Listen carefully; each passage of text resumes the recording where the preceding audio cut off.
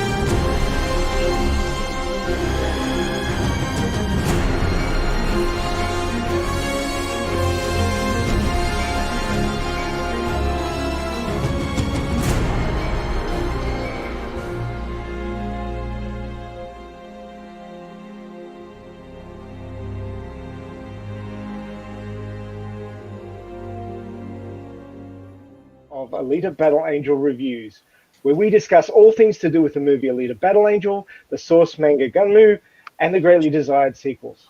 I'm your host for this episode, Max Takjurai, and with me are Paulie from South England.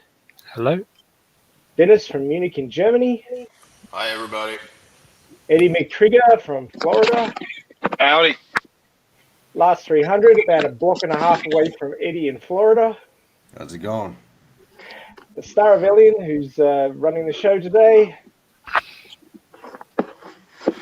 And our guest, Vladdy777 from Twitter. He's in West England. Hello, guys.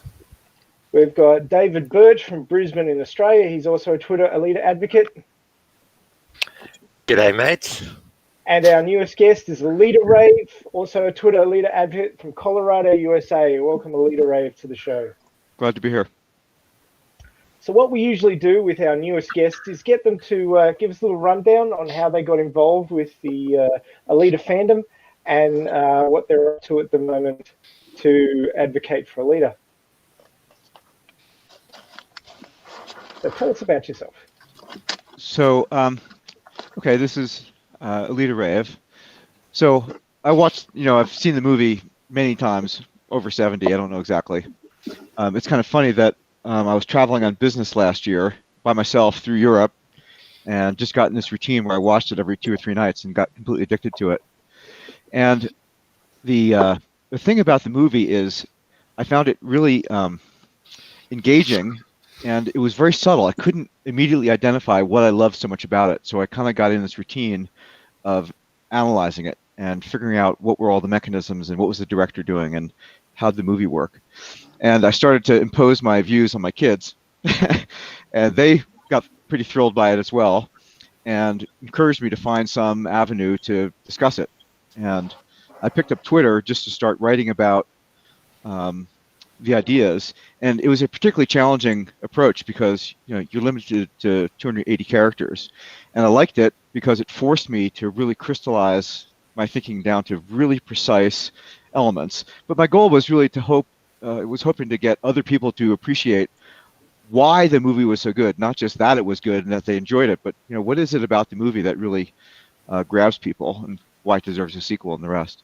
So I started just doing that and got to know these various people on the call through messages and just how we chatted through Twitter, and it's been pretty fun. Cool. Yeah, I find Twitter to be a little bit short because I'd like to give context to what I'm talking about. But yeah, you're right. You really got to, hone what you're saying down to a really fine point. And I do think that keeps people from wandering about the subject. It does interfere with your ability to express a complex thought, right? So yeah, it would work better. Multiple posts. Yeah, right. It would work better, I think, if people would respond. It's very easy to just like or retweet. The times that have been most rewarding and the most valuable is where someone says something that is either contrary or I don't agree or adds some more details, and then you have a conversation. So I'm still trying to find ways to kind of entice that behavior, but I'm happy with the way it is too. It's easy. Just say something that's not a commonly held thought about a leader, and you'll find out what it gets slammed, right? Yeah. Fight me, change my mind. The other thing I'll just mention is that in a lot of other forums, Reddit and just everything else you can imagine, there's a lot of people who I think are kind of flamers, where they come in there incredibly foul language, attacking, making gross, broad statements, and kind of battling the conversation. And this group in Twitter, I've always been amazed. It's not like that at all. People are very constructive. There seem to be good-natured people, good-hearted people, and that's been a big piece of why I've enjoyed it so much. But I think it's also a characteristic of the type of people who like the movie. It's not your, yeah. No, you're totally right. I wouldn't put the time I put into this fandom if they weren't such great people. Yeah. So there you go. If I ever disappear, you fucked up, guys. So anyway, we'll zoom into the news because we don't want to hang around too long on these subjects and get into the main topic. But the big news this week, well, we've got two big newses, but I'll let the second one hang for a second. But Cinema Blend put out a really, really good article. If you haven't seen it already, what rock are you hiding under? It's the Hear Me Out, Why Alita Battle Angel should be one of the movies helping to reopen theatres. Now, my personal opinion is that this needs to happen in the US. I do know that David Birch has been trying to get some interest here in Australia, but we do need to get it back into cinemas in the US and get that box office take in the US up. Now, of course, the US is a little bit of a basket case as far as the VIRUS is concerned. But once that settles down, hopefully we can get it back in cinemas and we can see some increase in those numbers, which might help push us over the line as far as the sequel is concerned. But I think that's our best hope at the moment. I do know that now, oh, come on, brain work. Not Star. What am I saying? Enigma Seeker has been pushing to get information to at least one chain about the desire for a re-release, and at the moment he's stymied because they haven't opened yet. But I recommend that everybody who's listening and everybody who catches this on the recording, start contacting your local cinemas and just keep telling them that you want to see it back on the screen, because they will be looking for movies that people want to watch before Hollywood gets going again with their movie schedules. There will be a vacuum. We need to fill it with Alita. Amen to that. There's that one. The fundraiser for Feeding America and AFC USA completed a little while back, and that was $2,500 going to those. So that was a terrific piece of work from the Alita Army getting that money together. We also had Alita versus Parasite, which we lost by 1%, being thrown up against the best movie according to those old farts at the Academy versus who we think what we think was the best movie. So it was a one-on-one battle online, and obviously it was a very close thing. It's a damn shame we couldn't quite sneak it over the line, but we're still in the bottom bracket and we're still fighting away. So make sure you keep on that one. David Birch is a very big proponent of that one. Do you have any advice for the listeners as far as how to keep us chugging along in that poll, David? Yeah, just I guess try not to go a little bit too overboard, but at the same time, every hour or so, or if you log onto Twitter on your phone, put it away again, and every time just I guess keep on checking and rechecking, because it does only go for 24 hours long. So there is a time limit to it, and yeah, like you might have other friends that live in the same time zone as you that might not check their Twitter as much, and yeah, just keep on pushing it. Just keep on reminding other people, because like the last two times now, against Parasite and then against Burning, both Korean movies. So, to their credit, with that, there must be something there, because I used to love Hong Kong cinema, and then now the Koreans sort of pipe their head up. But I digress. We're probably hoping the K-pop fans could beat us. Oh my god, they're a mighty race. That's a little odd. But yeah, just keep on. Actually, no, I'll rephrase it to the best way that I even personally approach it, is that pretend this is a sparring match, like as if you're training for like a championship boxing round, and like the big prize that we're really shooting for are the sequels, because I've no doubt there will come a time where like every little push counts. Like even with getting the movie re-released in cinemas, just getting that over the line, and everything we do is a step along the way, man. Yeah. Everything. Speaking of which, things that have been getting done. Eddie, you want to tell us about your good bit of news? Yeah. Well, for a couple months, I've been targeting Austin as a place where we could do. I like the idea of setting up annual events. That's what I did when I set up Alita Day, and we'll talk about that in the next week or two because it'll be coming up in September. But I wanted to set up something where we could have an annual like gathering, assembly type of thing. And Austin was the obvious location. Alamo Drafthouse, one of the coolest theaters out there. You're sitting and having your tacos and beer and watching a movie, and you're with your table in front of you and everything else. All the seats are prime seats. There's no bad seats in their theaters. And Alamo Drafthouse is very involved with Austin Film Society, which is Austin's like a little independent film haven. And Austin Film Society's the charity. It's a 501c3 that helps them all develop films. Robert Rodriguez is on their board of directors. Nice. Their studios and Troublemaker Studios are adjacent to each other on the other old Robert Mueller Airport. So all those guys, Troublemaker, Austin Film Society, and Alamo Drafthouse, are all buddies of each. Alamo's one of AFS's biggest donors. Rodriguez is involved with AFS. His buddy Quentin Tarantino's on the board of advisors. He flew in to open one of the Alamo Drafthouses when they opened the theater. So they're all tied real close together. So domino number one was to get Alamo Drafthouse on board. And I pretty much knew they were going to come on board because I couldn't email them back fast enough. I was too busy working. Okay, I mean, they were emailing me double in between. Hey, give us a call, kind of stuff. So, yeah, they jumped all over it, and they're giving us the best location they got. South Lamar it's like somebody designed this movie theater and the bar that is attached to it called the Highball when they were tripping on acid or something. I mean, the place is wild looking. That bar's got like 7 karaoke rooms. It's crazy. You need to go check it out. But the way it'll work is this. When we set up a ticket portal, and they're still just now reopening, okay, but I'll be letting everybody know as it goes down. They'll open up the ticket portal. I will.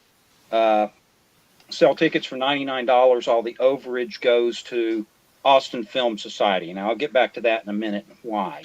Because I'm trying to knock that domino over, because when that domino goes over, I can knock over the Troublemaker domino and get us into Iron City, which is what I'm after ultimately there, Rosa and Iron City kind of thing. But for now, they'll set us up in a theater. It'll be one of the smaller ones. South Lamar's got 9 screens. They run from 46 up to 198 seats. When that one's booked, they just simply will take the seating arrangement and put it in the same place in the next larger theater. When it books out, they move it over another one. And that keeps going until you book your way into the biggest one, and then the process starts again. Okay, and I'm hoping that by February, now when they reopen, they're only going to do dinner. They're not going to do lunch and dinner. I'm hoping they're doing lunch and dinner by then. I would think they would be, because I know a lot of us that go are going to go to both. I'm going to go to lunch, then I'm going to go hit a few drinks in the Highball, then I'm going to go to dinner, and then they're going to come throw me in jail for the night because I can't make it home. And so, that place it's a party place. But anyway, that's on. That's absolutely on. That's a total go. We've got it, and we got it for February 14th. And the only way that day would shift is if when I get into Austin Film Society next, and that's the next one. This COVID thing's messing everything up. The basic theme is 2020 sucks. But when I get into Austin Film Society, I think I got about a 50-50 chance of getting Iron City to tumble this year. But after we run it once, I'm almost certain I could get it the second year.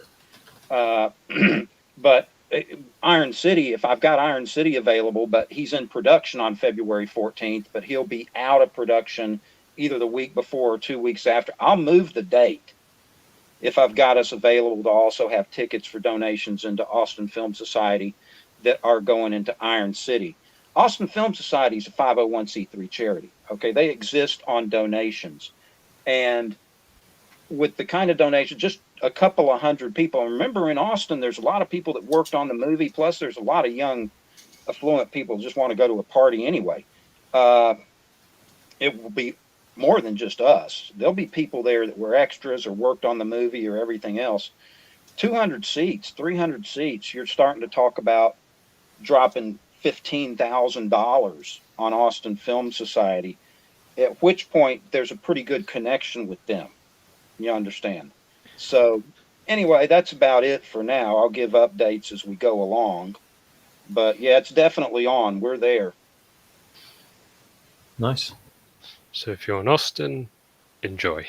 It's a bit far for us. And Really. also, I'll point out, if it's February 14th, on February 13th, McKinney Falls State Park is right there.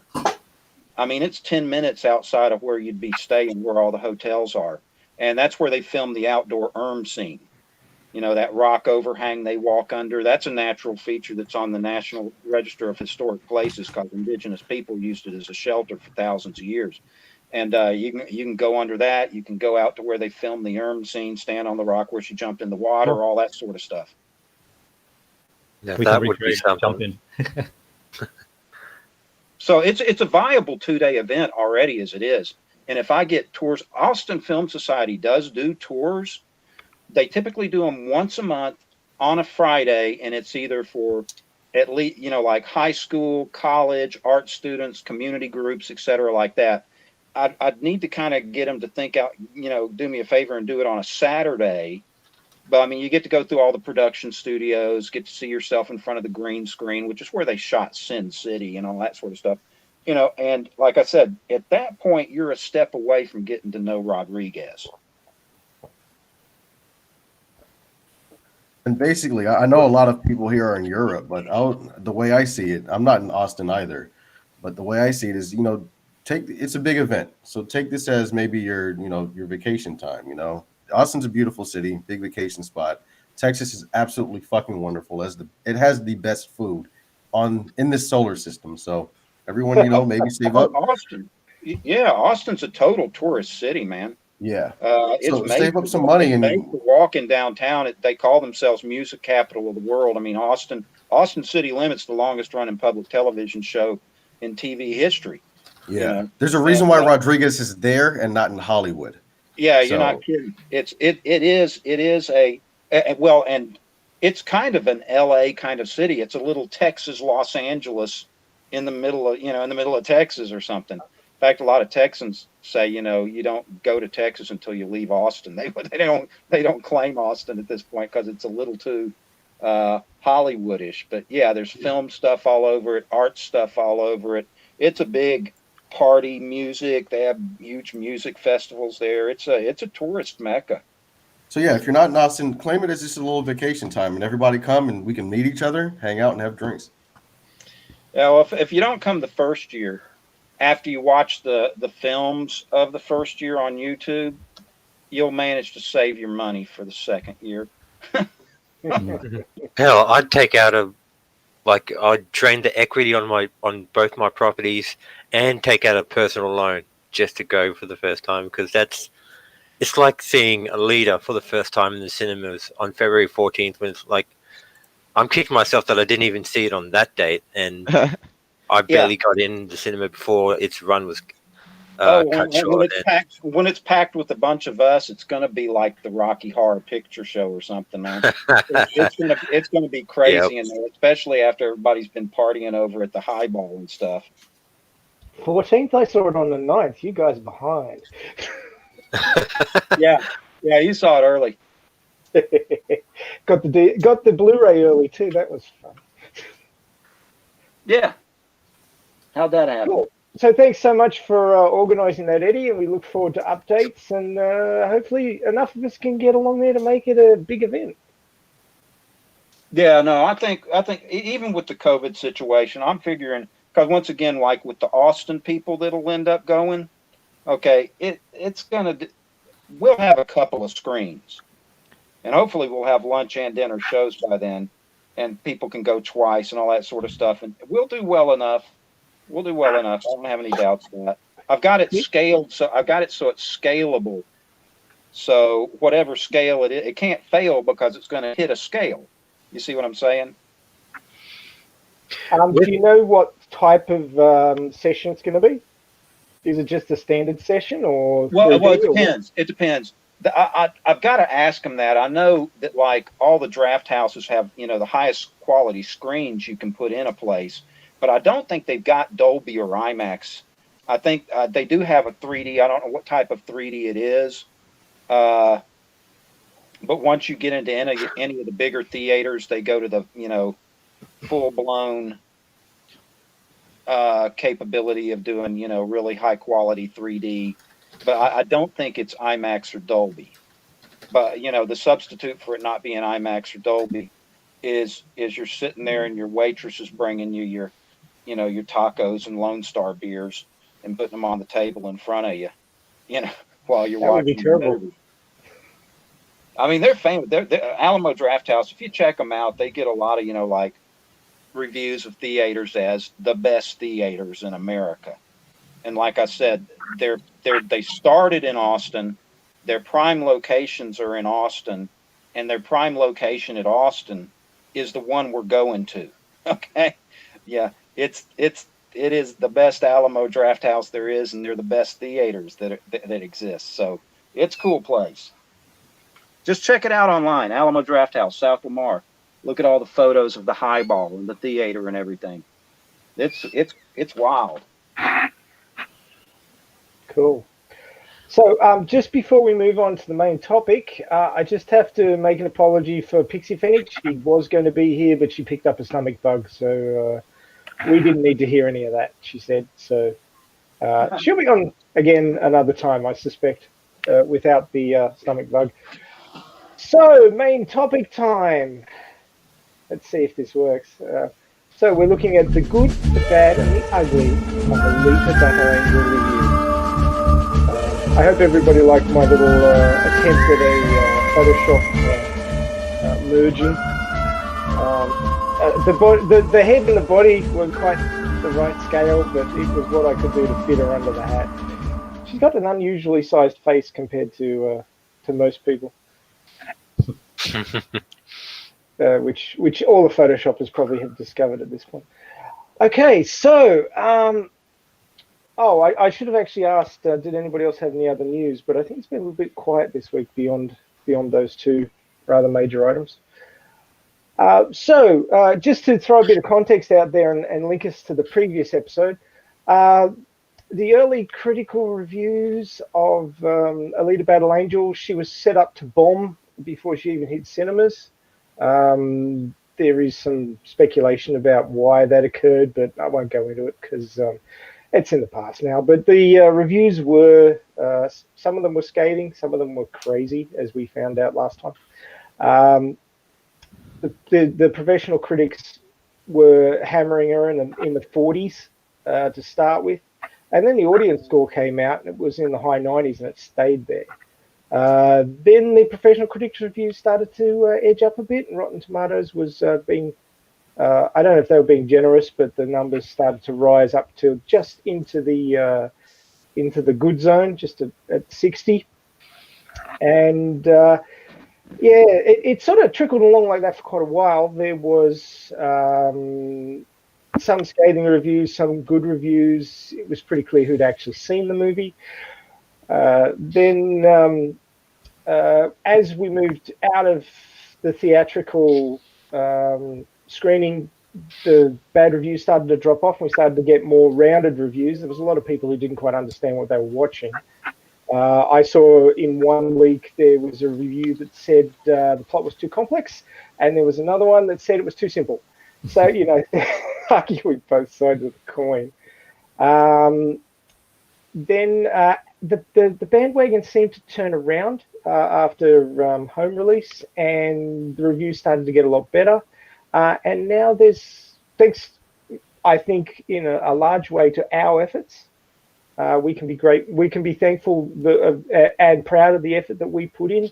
I think that the take now of Alita Battle Angel is generally quite positive. You look at people like the Movie Seller, bunch of other recent reviews. You look at Twitter, and every day you will see people who are tweeting that they saw Alita for the first time, and oh my God, why did I sleep on this movie for so long? It's terrific. The haters are few and far between, thankfully, or maybe I've just blocked them all. I don't know. So we've had we had a bad run to start with, but it's improving. So that's sort of the general trend of how it ran. We do have a document with some specific reviews that that we wanted to cover. I've got to open the Google document. I've got that open as we speak, so I can.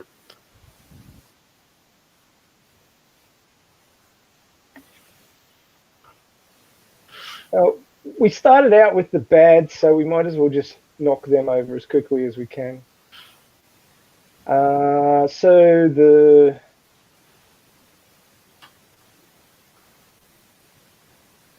I don't think we've covered this one yet. So rave Alita Battle Angel reactions, question harsh critics consensus, March 13th.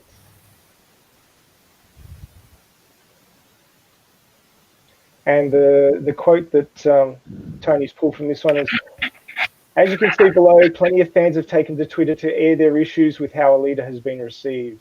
The live-action adaptation had die-hard anime on the fence, but positive reactions turned the tide. Does anybody in the panel have a comment about this one?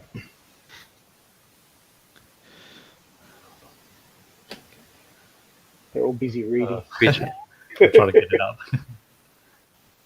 That's what she said. Wait.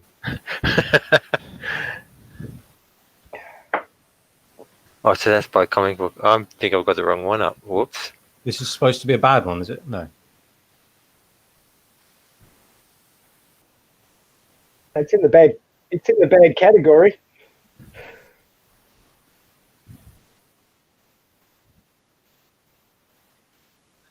Okay, I don't know if everybody can hear me. Maybe they can, but Yeah. We can. this is under bad because it kind of points out how the reviews, or at least it proves that the critics were harsh against Alita, right? Because you may have some haters say, well, nobody hated on Alita, nobody was out to get Alita, nobody was trying to squash the movie. You're all just saying this kind of stuff without good reason, right? But you know, we know what was said about the movie, so this is just one of those things that prove that the critics were harsh.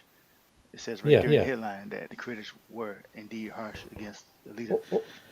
All you have to do is go to the top critics on Rotten Tomatoes, and it's just like a sea of green splats because they're all rotten.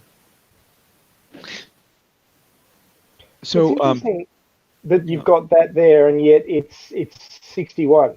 You would think that it would, that what they actually show you does not match the rating, and that's where Rotten Tomatoes sort of falls over, I think. you know, my take on a lot of the early reviews was that there was a lot of bias coming in from something having nothing to do with the movie. And I have one example that's not in your list, which kind of proves the point. Can you screen share that if you can pull it up on the? I have to go find it. Maybe I can do it in a minute. But it had to do with 2 reviews complaining that just kind of bashing the movie and making a big deal out of the fact that why do cyborgs have breasts? And it kind of illustrates my point. You know, Cameron's female heroes, and it's not a Cameron movie, it's Rodriguez, but it still originated with him, are not driven by typical male-oriented stereotypes. You know, Sarah Connor, Helen Ripley, they're strong female characters that don't need super looks or superpowers to show their strength. And the real issue, I think, or at least one of them, was that superhero movies are very popular and somehow see Alita as competitive. Cameron he says he likes Avengers, for example, but there are other stories to tell. That's a direct quote. And his comments in that regard were taken out of context, and it made him a lightning rod when all he's trying to do is broaden the spectrum. You know, some people think it's like a zero-sum game. If you like this, you don't like that. It's not true. I think he's trying to broaden the spectrum, and this lightning rod just took over as a self-organizing vendetta. And I have a great example of this. It's just irrational comments. So one of these things was slamming it for why do cyborgs have breasts. I got 4 points. One is, first of all, if you look at sci-fi and fantasy, Star Wars, Tomb Raider, Seven of Nine, Star Trek, I mean, don't tell me that big breasts are uncommon in sci-fi. So that may be a male-oriented stereotype, but it's more in this movie. This is about the manga. In the manga, it was very much about her female body and self-image, and towards the end, there's even a full-page self-image of Alita completely nude, almost like a pinup. And without commenting on that directly, I'll make the point that this is an adaptation of the book, of the manga, and it's honoring the motivations and sentiment properly. So I think this is a common depiction of women in manga and comics, so don't pick on the movie for that. They're being representative of what was really there. But there's more. This movie was brilliantly recrafted to be much more about this coming-of-age story. It's essential to the story. The first body was a prosthetic for a human young teenager. So, of course, it had something. The second was not, but the story is about a teenage girl growing up. And I'm sorry, but breasts are an important part of that development. I doubt there are many teenage girls who don't think so. And I'll point out it's also a love story. Everyone in Hollywood knows that a love story between two attractive people is inherently more appealing. And all of that got lost. And they're just picking on something like, how come a cyborg has breasts? It's just idiotic. And when I saw that, it made me realize that they weren't really commenting on the movie. It was some sort of other bias that was trying to undermine the success. And that started from before the movie released until it was very obvious that people actually liked it, and that swayed the reviews. And I don't understand how a professional reviewer can come in with that kind of bias and not actually review the movie. Yeah, I don't think some of them saw it. Yeah. Yeah, I feel like mainly it's just them basically seeing them getting distracted by the stuff we find uncommon. It's like everyone comments about the eyes. All the comments at the start about the eyes. They're too big, they're too odd because they're different. We don't understand them. We're not used to them. And people just constantly kept looking at that instead of actually looking at the film in general, the story that was being told, and the love story being portrayed. It's got all distracted by what they didn't understand. I have to admit that I was like, I mean, I've said it before and I'll say it again. I fell into that trap practically hook, line, and sinker. The eyes weren't too appealing on first reveal to me either. And but as I said on one particular tweet some time ago, there's one thing that I hate more than a bad movies, bad critic reviews, and that also got to me as well. So I thought, you know what, fuck it. If they're proven right, I'll eat my words and I'll say that they were right. But you know, right from the get-go, like many of the reviews say, after a while, when you watch the movie, you get used to the eyes, and the movie itself is such a visual feast that you know the eyes is just one. They almost become smaller by comparison to that visual feast that I imply, and I was just absorbed into the movie. Like you know, most have to, I guess, earn your what's the word for it? Like earn your emotional attachment to the character and to the story. With me, I felt like I was sucked into Iron City and just thrown in there like the rest of the garbage. Sorry, I had to put that in there, but but yeah, and so yeah, I like swayed one way and then I just got yanked in the other, and I'm glad for it because you know I got to see a really good movie in the cinema. I got to meet all you guys, and the rest, as they say, is history. Oh yeah, Bloody had a comment. Bloody. There was just this. This seems to be like some kind of, I'm not sure exactly how to define it, but there's some kind of ideology with a lot of these reviewers. They all sort of seem to be on the same page.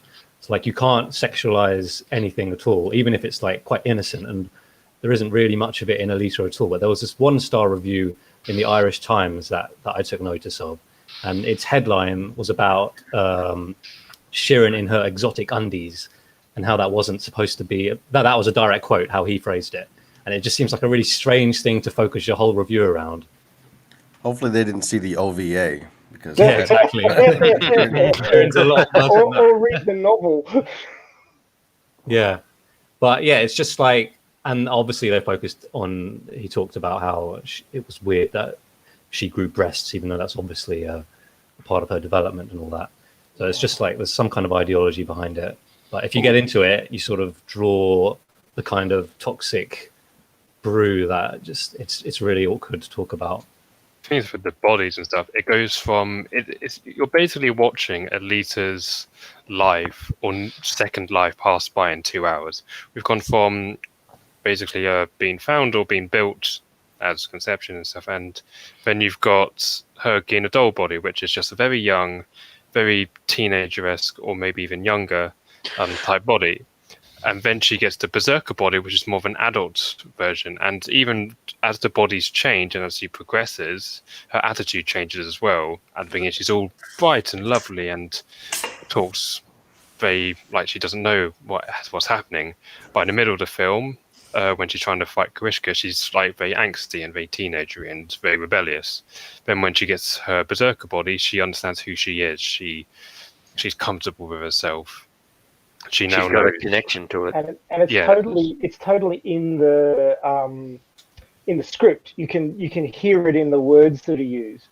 Yeah, like I even say that Doc Ida just basically summed that entire scene by what it meant by saying that now you know who you are. This body was for her to discover who she was, and now she can progress with her new life.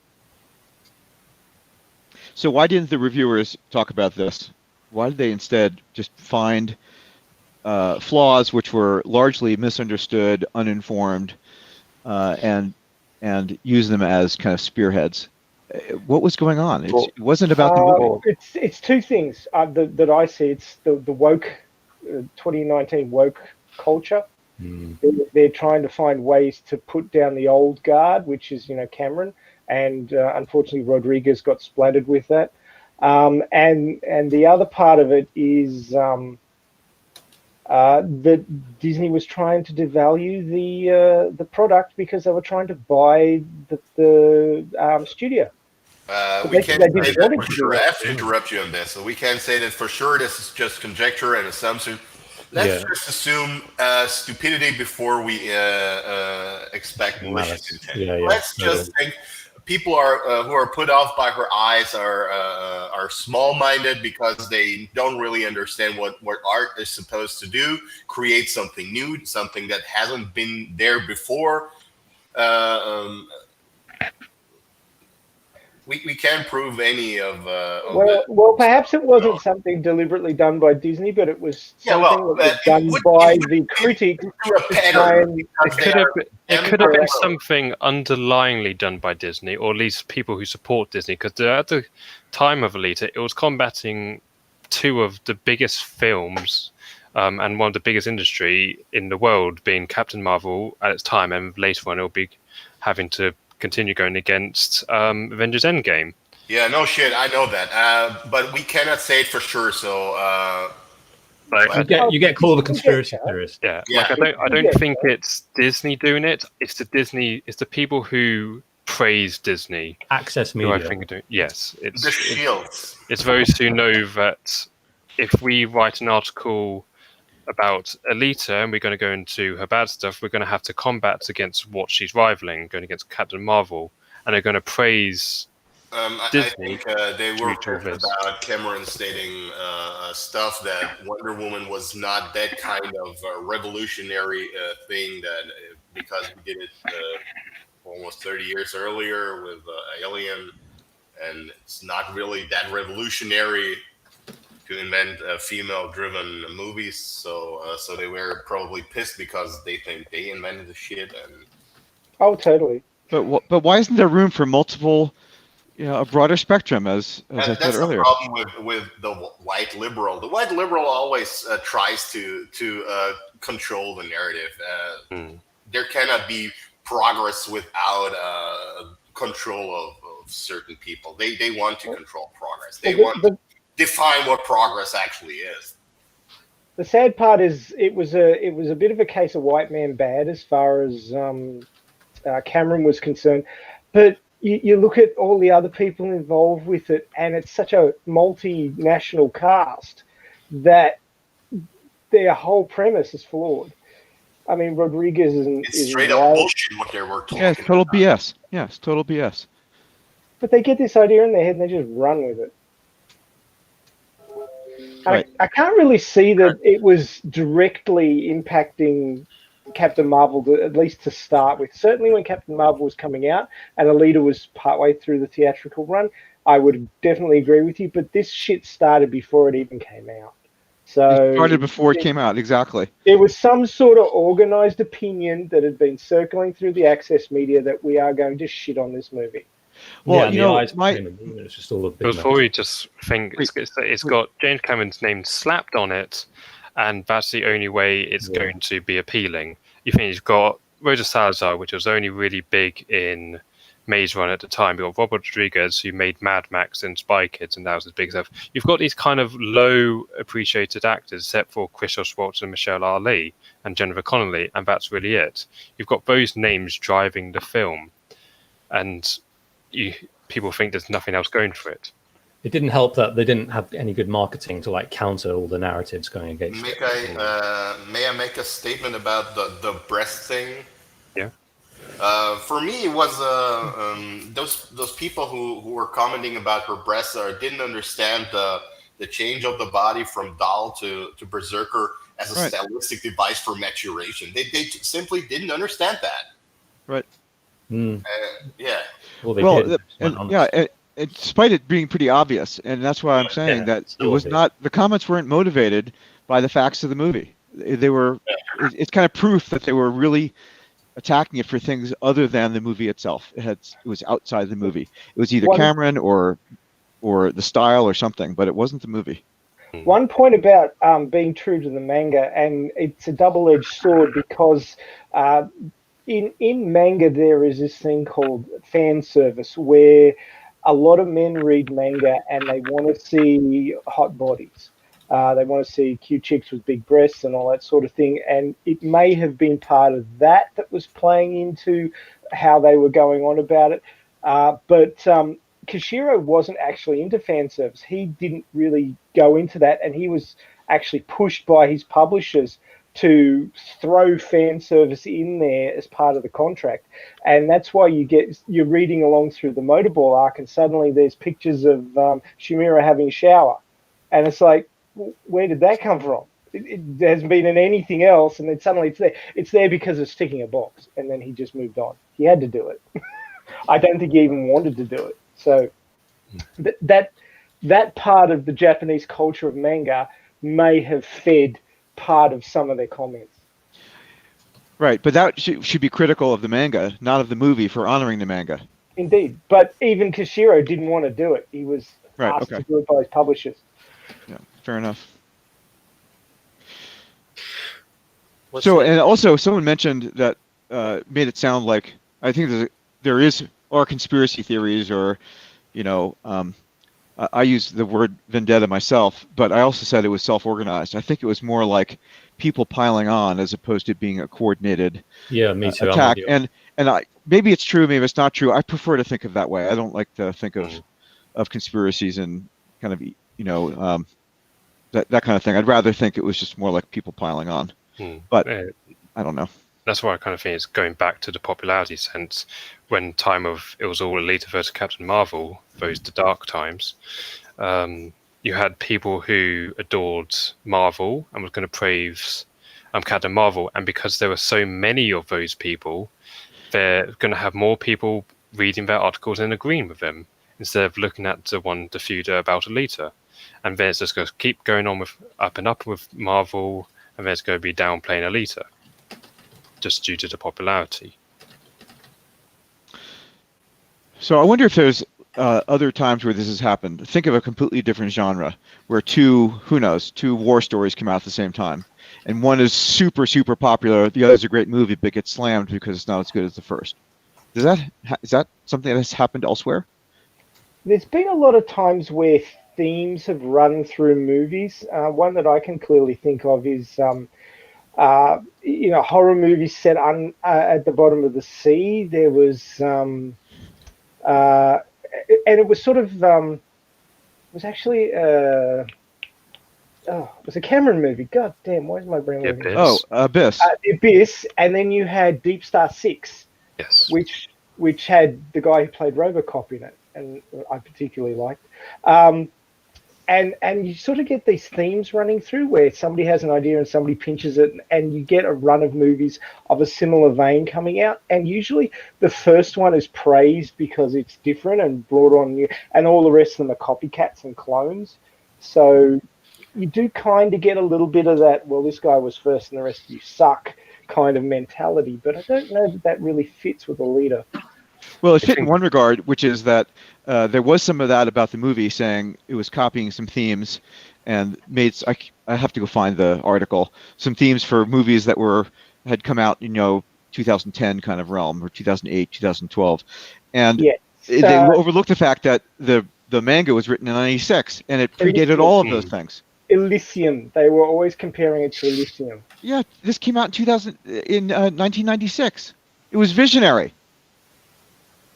Well, yes and no. Kishiro is well known for being heavily influenced by a bunch of Western culture during the time that he was writing the original manga. You look at all the references that unfortunately were removed in later versions of the comic, but there was a whole bunch of references to heavy metal bands, which Eddie could go on with ad infinitum and has in the past. There was all sorts of references to Rollerball, the 70s movie, including a line that Cameron pinched from it, which is the "no one is greater than the game" line. So that was homage to that movie. And the reason that Cameron ended up with the movie rights to Alita in the first place was because Kishiro couldn't say no, because Kishiro had been a huge fan of Cameron's work for decades. So, well, it's decades now. It's probably about a decade at that point. Terminator and all the other big things that Cameron had done, Kishiro had actually been pulling from for ideas in his manga. So, none of these things are invented in a bubble. Everything is affected by what everyone else is reading at the time and what they're liking. So it's not surprising that the manga had a lot of current pop culture, sci-fi pop culture in it. But then that gets translated to a movie that's made decades later, and it's art does not exist in a vacuum. Art is always a conversation. Have a look at Akira Kurosawa movies. They heavily influenced Star Wars. If you have a look at Hidden Fortress, you see it right away if you compare it to the first Star Wars movie, how much it influenced Lucas, for example. Art never exists in a vacuum. This is not an unknown concept. It's just that whenever people pull up it's too much like blah, it's bullshit. It's always a bullshit comment. Critics love to show off their knowledge, to show off to their peers or whatever. And that was just another thing they could beat Alita with, just because it has a few things that are similar to it. Look at Metropolis, the golden robot in Metropolis is C-3PO. How desperate do you have to be to show that you know actually something? Either you know it and then it's fine, but if you have to show off, that's a certain level of insecurity, uncertainty. I cannot understand. Yep. So I have another question just about the movie in general, the reviews. So the origins of the movie obviously are manga, and I would say the culture that where manga was born is not your traditional U.S. culture. It's clearly very different. And the movie carries some of those cultural aspects forward. The way the story is told, the way it's not necessarily a happy ending, just the pace of the movie, the nature of the plot. And I'm wondering if some of the reviewers and some of the U.S. audience actually just don't get it, at least not initially. It didn't follow the standard paradigm of that Disney uses, where everything happens at a specific point in the plot, and everybody can just hook into that and relate to it because they know that something like that is coming at that point in the movie, and it just didn't work like that. Right. And for people who've got a more flexible thinking ability, that's fine because they're happily surprised. But yeah, I suspect that reviewers expect things in a particular format. When they don't get it, they're less than engaged in the movie. Right. So the creativity of the work, which is doing something new, it's not always obvious. This was new in a lot of ways, and I think it took people a little bit to understand it. And I think the reviewers typically kind of like in many industries, they kind of advocate the mainstream. They learn what the mainstream is. It happens in like finance or in Silicon Valley. Everyone, you get kind of a theme of what you want to invest in, and everybody invests in that for 3 or 4 years, and everything else is crap. And I feel like reviewers are doing a disservice by following the mainstream. They're just kind of building up the momentum that already exists as opposed to really broadening the spectrum. And I think this fell prey to that a bit. Oh, I think it fell prey to it a lot. The problem was this bandwagons in reviewing. You get a couple of early reviewers that set a tone, and that tone stays. Yeah. And I feel it really did damage Alita as a property. We had the double whammy of the merger basically taking out the advertising for the movie. It's been stated that the advertising group who were assigned Alita were actually sending out their resumes and looking for new jobs. So they weren't actually advertising the movie as they were supposed to be. And with this bandwagon of reviewing, my personal example of this is I went and saw Alita and I thought it was fantastic and I wanted to tell everybody, as we all do. And I was talking to my sister and I said, hey, you're going to go and see this movie? And my sister went, oh, no, the local rag, the local newspaper, the review gave it 4 out of 10, so I'm not going to see it. And I'm like, yeah, my brother's I the same. just told you, your brother, who, you know he's into movies and he won't tell you to go and see a shit movie. This is a fucking fantastic movie. Go and see it. No, my sister still hasn't seen it to this day because of that review. If I lived closer, I would force her. But I don't. Just in the basement, tied to the chair, too fixed to the eyes, movie fun of her. Yes, exactly. That's final resort. Some people just need a really good kick in the go watch this movie. Well, on a more positive note, I mean, and then you just brought it up as well, or touched upon it. When the home cinema release started kicking in, and that's when us as a group started really picking up. We didn't just get like one big sort of wave, like it kept on just trickling in, and it's like a rock, water crashing against a rock. Eventually that rock's going to erode away after so much constant bashing, and people are still coming in even 1 year later saying that exactly that, like I wish I'd seen it in the cinemas, like why have been sleeping on it for so long. Which is why we need to get this re-release happening in a safe fashion. You don't want to rush it. Yeah. And just as a side note as well, it reminded me of a completely different movie, Gladiator, with Russell Crowe. And one of the lines there said by one of the chicks in it said, like, the mob is Rome. You win the mob and you win your freedom, or something along those lines. And that made me think, like, that's why the critic reviews are so different from the audience reviews. And like, that as it was mentioned before, when some of the reviews weren't even addressing the movie itself, they were just addressing an aspect of it, whereas all the audience reviews, like, they were, how should I put it, like what they liked about it. Like, one person might like the way it stayed true to the source material. Another one might have liked the CGI, and not just the leader, but the Iron City and stuff like that. And it just varied, and they listed the reasons why they liked it. as opposed to the more general feel of going along with the that beginning negativity that you touched upon earlier. Mm.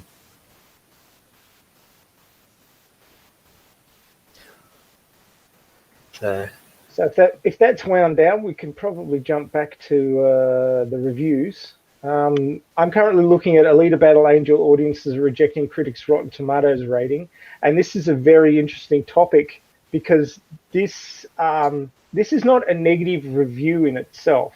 It's basically reviewing the review process and saying how different the audience reaction is to the reviewer's reaction. So it's actually quite a good article. So this I would say that this CBR.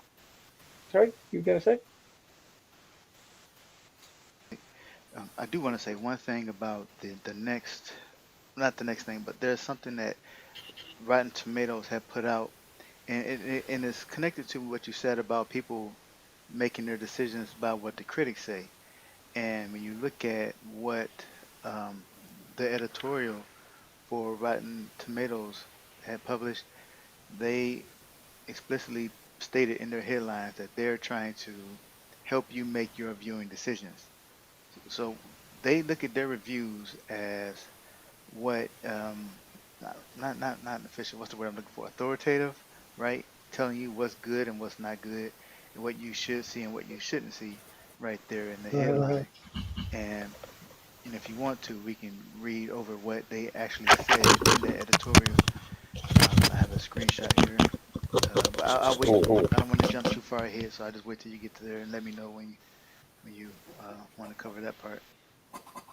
Well, this one by CBR is pretty much covering what's happening with Rotten Tomatoes and the number of movies that are getting completely different scores between the so-called authoritative um, reviewers, like the so-called professional reviewers, and what the audience thinks.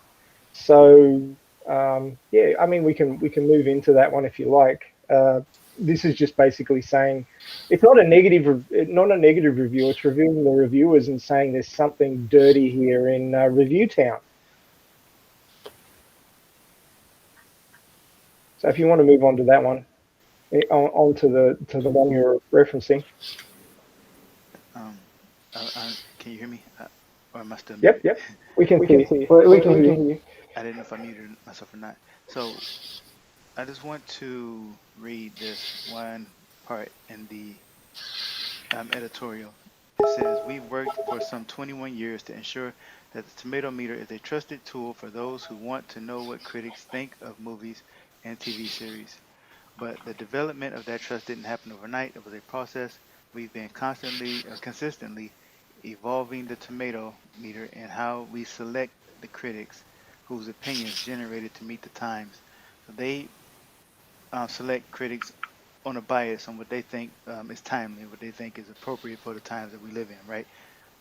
They have a bias, and they admit to having a bias in their critic selection. So when you see the Rotten Tomatoes critics say something about a movie and judge that movie not based on the actual movie itself, but kind of based on the movie itself, but mostly about, let's just say, political themes in the movie, and then judge Alita. The same critic judges Alita and criticizes Alita for not having those same political themes. Well, then it's because this is what they wanted out of their um, critics, you know. So they are. This is a form of propaganda. It's what's the word I'm looking for? They're trying to control what we want to see, what we think, and things like that. That's what Rotten Tomatoes has pretty much expressed their plan is. And when you look at um, back at this article saying the audiences are rejecting Rotten Tomatoes' rating, this wasn't even completely all of us. Yes, some of it was some us, but this is from back in March 1st. 2019. The hashtag Leader Army quote didn't really officially begin until March 18th. So this was even more. This was more people than just us saying that the ratings are completely crap. And I wanted to find. Um, I'm sorry, I didn't have it ready yet. Although a majority of critics have praised the visual effects, they have almost all criticized the film for its overly complex plot, thinly written characters, and dependence on heavy action. This has resulted in a critic score of 60%. Just, I was looking for the part where it says the audience is.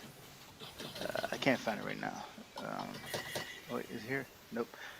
Anyway, there was something about the people on Twitter complaining about these, and that just also shows that we do have a voice now, and so that now we can express our displeasure with what they've been doing. And that's pretty much all I had to say on that. Well, there'll always be people who take the easy way out when it comes to deciding what they're going to consume, and that is they'll go to something they think is authoritative, whether or not it's backed up by any sort of hard data, and they'll follow it. So Rotten Tomatoes will always have a voice. It may not be as big as what they used to have, because anybody with half a brain who thinks about it will actually realize that if the audience say one thing and the reviewers say another, something's dirty in review city. So I have an historic example for you how critics are often, or in this particular case, politically motivated. There's a French comedian called Louis Defune, and he made movies about a police officer. He was kind of a subservient servant to his superiors, and he was mean to his subordinates, and it was a French comedy, and audiences loved it because it took out the pressure out of this outdated concept. But mostly left French journalists hated it, and their reviews were accordingly bad. So this is an historic example how politically motivated people can make bad reviews about stuff that's actually very, very beloved by audiences.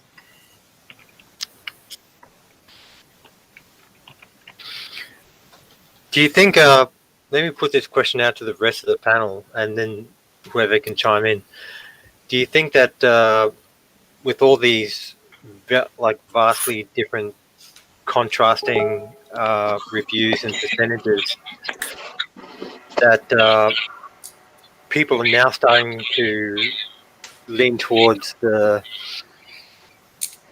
one source of reviews that they can trust, and that's other friends and other families? What?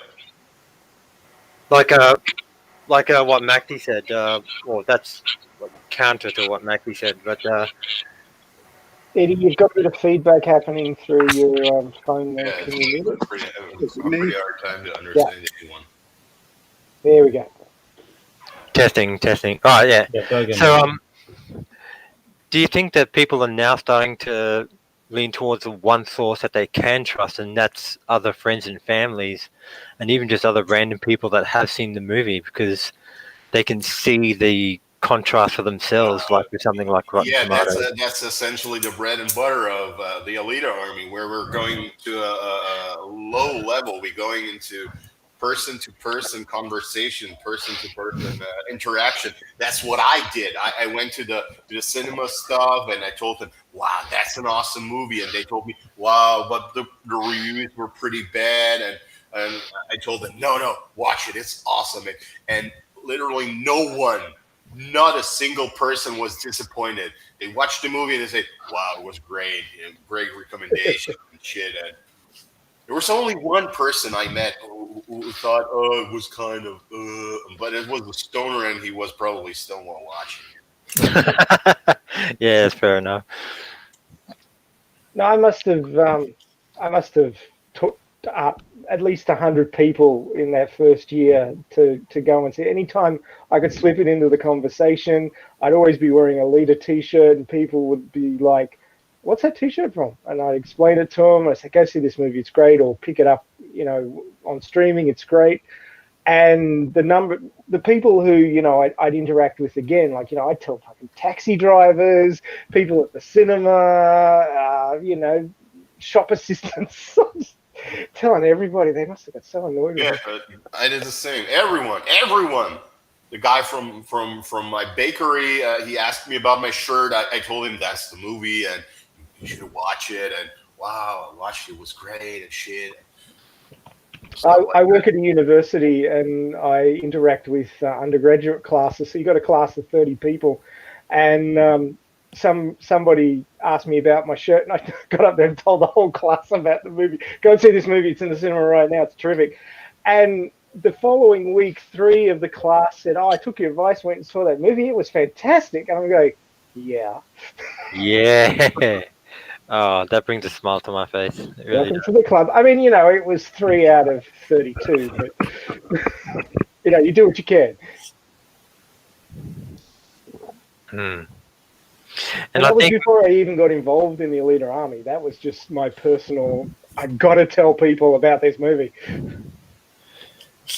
And social media nowadays almost enables that to happen, because you're reaching, you're not just making friends in a class that you're teaching, or, a bus that you're taking a trip to and from work. You're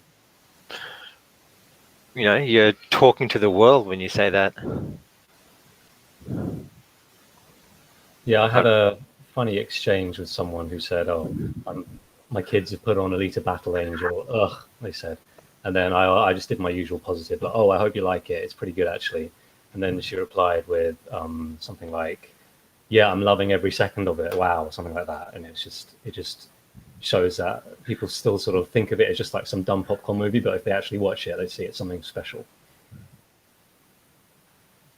Well, that's what I say to the haters. Like they when they actually ask a question rather than just shitting on things and say, "Can explain to me why you like it? So many people like this movie. I don't get it." And I say to them, you need to actually go in there without all your predispositions and watch the movie. Actually watch it and see what it's built, how it's built, see the detail, see the emotion. Ride along with it. Don't go in there with your arms folded and go, "Oh, this is shit." Watch it 10 times. If you really want to understand it, watch it 10 times. You will start to actually understand it. I know they won't, but Yeah. you have to try. The way you phrase that one tweet, Maxi, like, according to the hater, that, well, we won't get into that particular tweet topic, at least not on stream, but the way that you phrased your reply, that was like hitting the proverbial nail dead on the head. Like, not to go in with your preconception, like actually watch it, absorb the environment, the story, the visuals, the everything. And it wasn't just one aspect, like absorb the whole thing, absorb the whole movie. And I mean, even that hit home for me, and I'm meant to be the crazy one here. Oh, there's all levels of crazy, man.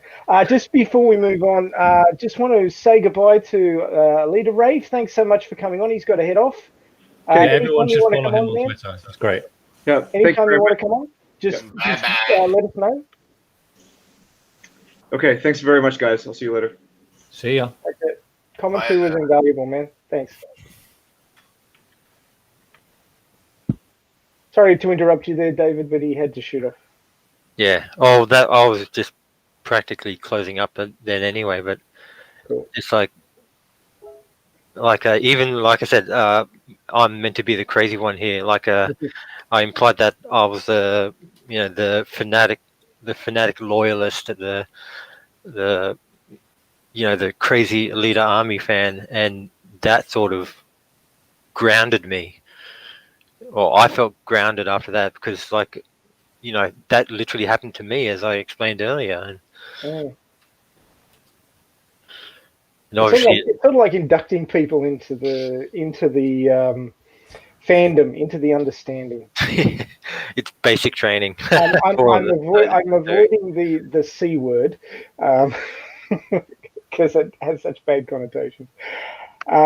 So now we've got the Forbes article up, one of many. Our good buddy Scott Mendelson. Now, everybody should who's been with the fandom for quite a while should know his flip-floppy approach to reporting these things. He jumps across the fence and lands on different sides depending on what day it happens to be, I think. Anybody have some commentary on good old Scotty? Well, just today he put out an article where he was talking about how Hollywood is just recycling franchises. No shit. What I thought was fascinating about this here was that he admitted that the critics don't really think that the movies are that special. Maybe he wasn't really supposed to let that out, but he let that out. And but at the same time, in the same article, he also has to dump on Alita really quick, even though sometimes he has been one of the biggest supporters of Alita, and I got to give him that. But he also has to throw some shade because, again, there's sort of an unspoken thing that against Alita out there, and so he has to still play to that side. And It's probably against Cameron's thing more than anything.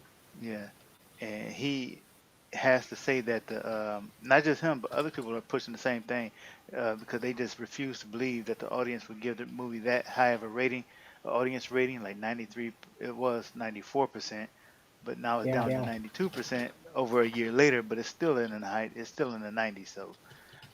So, Do you realize how those numbers work? When it was at 94, it needed 1 more percent to be 24 out of 25 people giving it a good rating. Yeah, it doesn't have to be like a great rating. It was positive though, but the critics can give it a positive rating. They could just say good things about the movie and still say, but it's rotten. Like I like the movie, but it's rotten, right? And so it's kind of twisted the way that works. But that's that's how it works there with Rotten Tomatoes, and in general this whole clique that they have. Access media, man. But it just goes to show with somebody like Scott that he can't make his mind up. He might be bipolar, who knows? But he just, he doesn't actually hold an opinion. He just floats with whatever the way the breeze is blowing on the day. That's what it feels like to me. Does anybody else get that feeling? 4 words: money talks, shit walks. Yeah, he does. He certainly does to some extent. I mean, if you think back to when he was initially talking about Alita, and then as it goes past 200 million, 300 million, it hits 400 million, it's getting all these high ratings. All of a sudden, he comes back in and says, well, but I did see it a couple of times, and actually, I really kind of like it. And you could just see him changing his tune because the critics were getting so much heat from the Alita fandom and everything about what they were saying about Alita. And he just kind of all of a sudden he stepped on the other side of the line. So, yeah, he definitely has got his finger in the wind. I mean, he wants to, get in wherever the current is while He trying talked to about pretend. Alita today in his article about Hollywood recycling movies. He keeps putting it in the bracket of the big bombs like Valerian, Mortal Engines, and stuff like that. But it's way better than those. And he was saying, if audiences don't show up to Alita, Valerian, and a couple of others, then it's not Hollywood's fault that they keep producing such crap. It's basically the gist of what he was saying. So now Alita did way better than that. Yeah, it seems like that.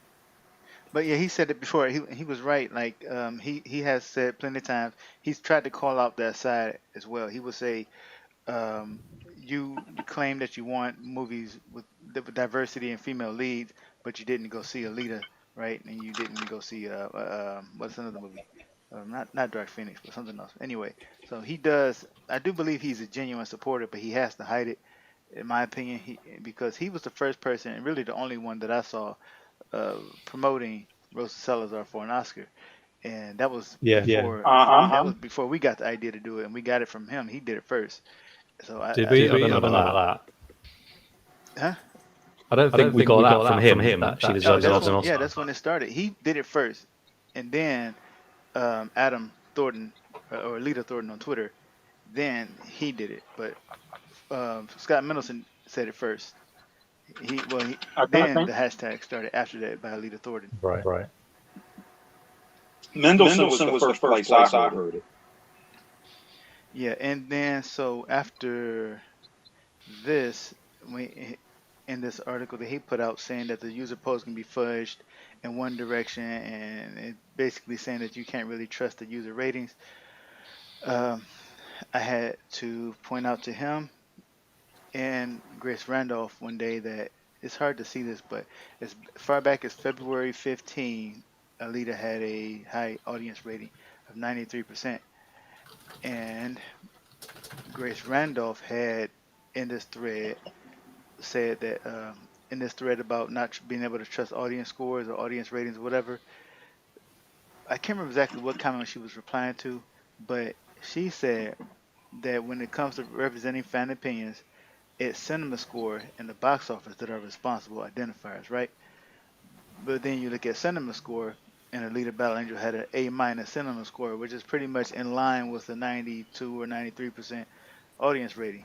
You know, they either way they go, they can't deny that the They still managed to fake. deny it. Really strange. Yeah, they still do it, and even some people who never even read anything from Grace or Scott, they'll look at it and say, "Well, this just can't be right. This has to be fake."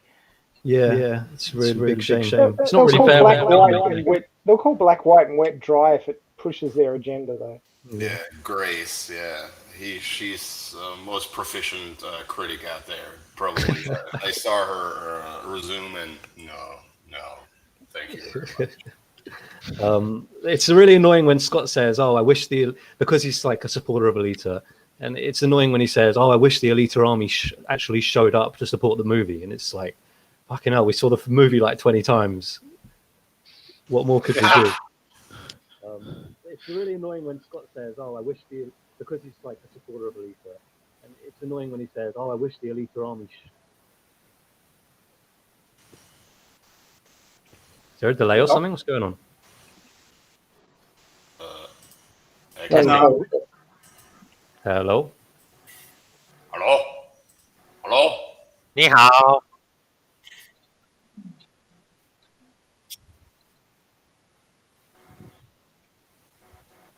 Yeah, I heard myself. I hate that. I hate it too. I mean, fuck that guy. Yeah. All right. Oh, geez, that really threw us off track, didn't it? Yeah, go for it. If we've burnt that one out, we got to start getting towards the good. I mean, we've had the ugly and we're in the bad. Oh, there's so much bad though. I know, but we don't want to labour it. We want to cover it as far as respecting a topic, but we don't want to live there. That's not where we exist. The Alita army does not exist in the bad reviews. The bad reviews are just a symptom of a larger epidemic in Hollywood and access media. That's the way I look at it. Yeah. Yeah. It's a good example, really. Yes. So maybe you can guide us a little bit there, Star. Is there any of these that you... Yeah.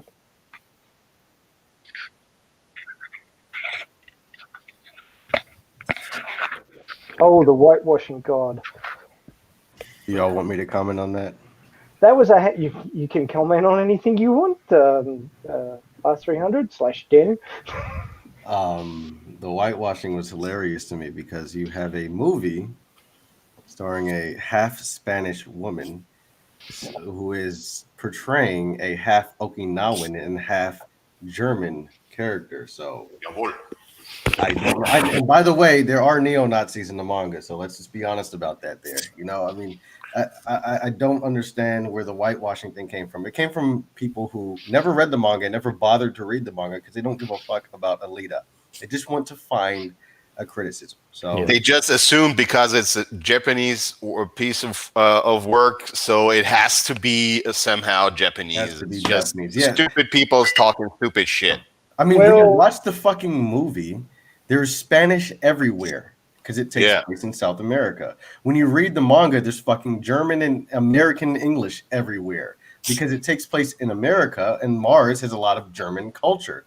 So this whole whitewashing thing, I mean, if you really want to make it accurate somewhat, you could have put a fucking blonde hair, blue-eyed girl as fucking lead, and that would have been very fucking accurate. You know what I mean? But, you know, these people just want to find reasons to criticize the movie. Well, a lot of that came from Ghost in the Shell, and they were just, you know, pulling that bandwagon out, dusting it off, and riding it into town, as it were. And also, you had the. They should realize. Sorry. I was saying this isn't Ghost in the Shell, and that's what they should realize. It's a different property, and that's I don't know. It's a lot of retardation. Well, Keep going. Well, you see, it's easy. It's easy. They can then use that, and they don't have to think up an actual reason. They don't actually have to go and watch the movie. You know. You were saying stuff? Oh yeah, that was the other thing. He originally wanted a Japanese girl to play Alita, and they jumped on that. And I'm also reminded too of a comment on Twitter. I never put this out there because I didn't want to put the person on blast, but they had decided to make a thread about Alita and saying that people need to criticize it more and look at it more carefully because of the fact that like the heroes were basically all white and the villains like were the people who were on the bad side mostly were all people of color, and they forgot that Rosa. No. They forgot that Rosa was Latina, right? And even Latina. I should have got that quote. Rosa says that Alita. She says that Alita is Latina.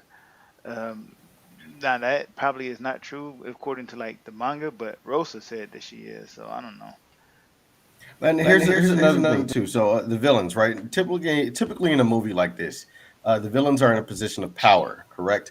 So the most powerful person that we see, other than Nova, in the movie is Vector. You've put a black man in charge of many white people, and I don't understand what's the issue about that. I don't know. We're gonna get on social issues, and that's not what this is about. People are just dumb. Let's just leave it at that. Yeah, I'd leave it there. Well, Pretty accurate. For the sake of educating people out there who are listening who may not know this, I want to read this. What Yukito Kishiro said. He said, if the story had been set in the future Japan, I would have introduced plenty of Japanese people, but that's not the world of Alita.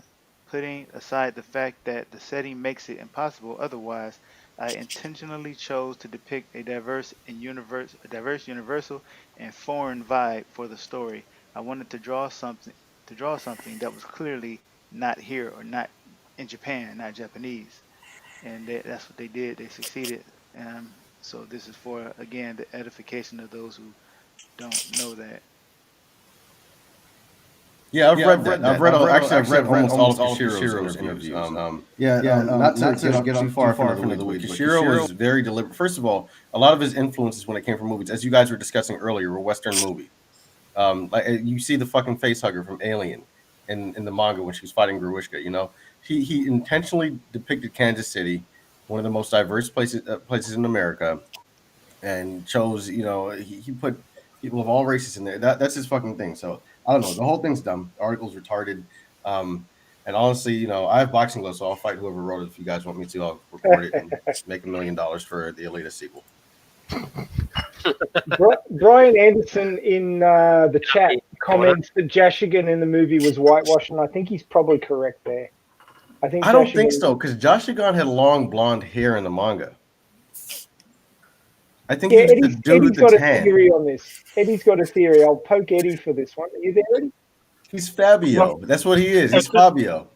Well, as soon as I saw him, I thought like some sort of French Canadian Native American mix, like because he looks like he's like a skier or something. He dresses like I'd expect somebody to dress when they're going to hit the ski slopes, his sunglass style, all that sort of stuff. So, and setting it in Kansas City, you're not that far away from that kind of region. That's just my first impression when I read the manga, and it looks like even his sister's tan looks like a tan from like the tanning booth of the 70s. If you go back into that era when he's coming up with all this stuff, and Farrah Fawcett Major and George Hamilton, all them, and the kind of tans they got, and the kind of tan you'd expect to see on somebody really chic that was going to go hit the ski slopes and that sort of stuff, it almost looks like it's that to me. So I thought there's something going on in that zone. I would also like to add, how come nobody's talking about the blackwashing in the movie? I mean, let's not be controversial, but the nurse, Ito's assistant, was a white drunk male, an old white drunk male in the manga, and she was turned into a black woman. By the way, I don't mind it. I don't care.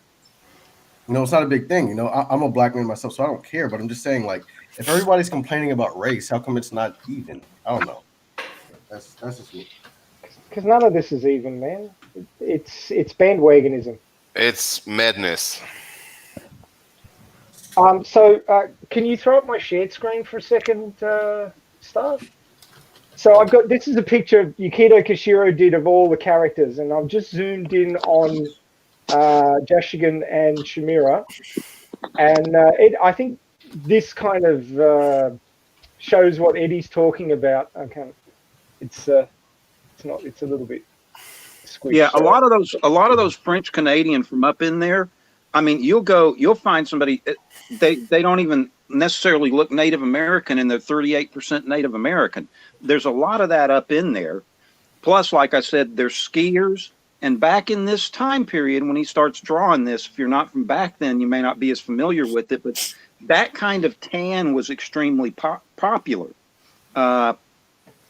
People would. There was an old comic strip that was real popular called Doonesbury back in the 60s and 70s, and one of the characters was a professional tanner that would lay around to get his suntan just right, keep toothpicks between his toes and everything. It was big back in that era, and that's what they look like immediately to me. Is like really chic French Canadian, maybe Native American blood that hit the ski slopes and lay in the tanning booths and all that sort of stuff. And I feel like that's kind of where he got the vibe from for them. To me, I think it was just Fabio. That's just what I see when I see Jashigan. Just yeah, Fabio. that would be a little later.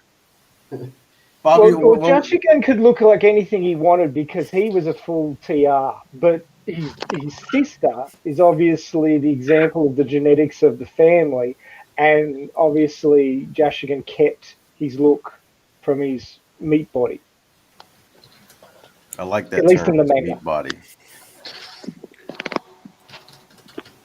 I mean, hell, if you're a TR, you can look like anything you want. But then the way Kishiro drew it, when you look at Alita when she's bioprinted at the end of Last Order, she looks the same as her artificial face. So her artificial face was modeled off her original face.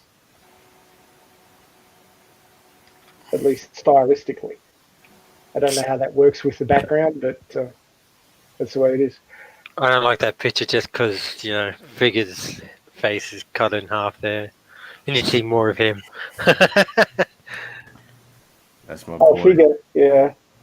Here we go. Love that guy. Man, the man, the myth, the mission. This is a great drawing. You zoom in on it, you see all the characters in full color, and you're like, oh, like there's one down here, snuck in underneath Alita's arm. Everybody see who that is? One of my favorite characters. She didn't get enough airtime. Under Alita, hold on, because I'm watching it on the stream, so it's a little bit Yeah, behind. it's delayed. Who is she from the manga? So, Hold no, on, I can't even Chop see the what head you're off. talking about. Chop their head off. Oh, here you go. Oh, Eli. You're talking about Eli? Yeah. Yeah. I just went back to the other. Eli's fucking dope, man. Yeah, that's when you get to see the full flesh body shot, if you want to put it that way. She's a biological through and through. Yeah. And the dude behind her, too, he's pretty hot, too. The fucking muscle. Ito kicks the shit out of him, as I remember. All right. What's the? Because I really want to get to the good reviews. What's the next one? Yeah, That we want fair enough. Sorry. I'll stop derailing the conversation. No, Oh, no. David is the guy that keeps it on track. That's why I hired him. It's I pay him How a much dead paying, amount bro? of $0 a day. not just that though, but like as I've sort of privately talked to you guys when the haters start, you know, getting on my nerves and start pulling me down, and then you guys are there to pull me back up again, and yeah, I guess I'm developing a tolerance for all this, but now it's like, yeah, there's always going to be negativity in everything. There's a yin to a yang and all that other stuff, but like I just sort of want to respectfully power through it so we can get to the good stuff again of why this is a good movie, and not just from a fanatic point of view, but even a generic fan point of view. But yeah,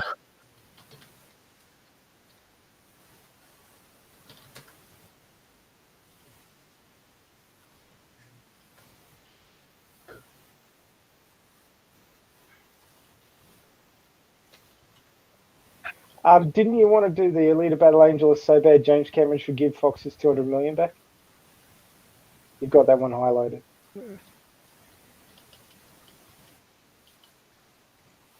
We've sort of gone over that stuff. Yeah, fair enough. Okay. all right. So onto the so-so. Alita Battle Angel is not a disaster, and here's why film Twitter got it wrong. Now I got to admit, I was not on Twitter until the end of last year, so I missed all the film Twitter crap when the movie was actually out. Does somebody want to fill us in on that? I only joined in March as well myself, so I don't really know what happened before that. A whole lot of crap. Yeah, were you there, Paulie? That's a good Yeah. summary. I'll went- take that. Because I was mostly just on Reddit. I went through the hell. Paulie's getting treatment for PTSD from that. So. I'm still in the depressing stages. I saw one of Paulie's videos when he initially talked about his passion for Titanic and how it wasn't until Alita came along that anything could even be mentioned in the same zone as that. And yeah, like for someone to have one passion so deep and then not to have something compete against it, but to, I guess, complement it and go along with it, that's speaks on how good the movie is. I don't know, maybe I am being biased here. No one's heard of the last 300 and his obsession with Dragon Ball and Halo. Okay, all right, I see that.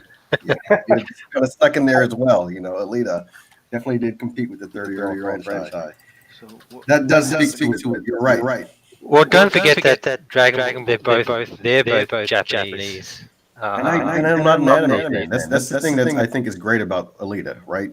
I'm not an anime fan. You know what I mean? I'm married an anime fan, so I'm familiar with anime, but I'm not an anime fan. And Alita speaks to a very diverse crowd. You know what I mean? Because it wasn't written very Japanese. It was written, I don't know, just more like Dragon Ball was, universally. It's not, when you watch it, you're not watching a Japanese thing. You're watching You're like looking an for 80s Asia-centric, cartoon. Asia-centric. Yeah. It's just everyone can watch. I mean, these things are actually really popular in Mexico. Alita and Dragon Ball. You know what I mean? Mexico and South America and stuff. So I don't know. It's just that just speaks to what David was just saying. The fact that it's not only universal, but it's fucking amazing. I don't like fiction. I've said this 100,000 times, and there we go. Staravelli, you were trying to say something behind that. What was that? yeah, I was going to say, what happened at the beginning was there was a lot of negative reviews coming out, and of course, a lot of people who write those negative reviews were on Twitter, right? So that's film Twitter, right? You had all these blue check marks out there trashing the movie and saying, and you had predictions of it being a bomb, $200 million flop. Like we have those screenshots. We know people were predicting it was going to bomb. and so that didn't happen. But unfortunately, like most of the talk about the movie became about other stuff, about competitions with other films, and it got politicized. So, but that was the early part.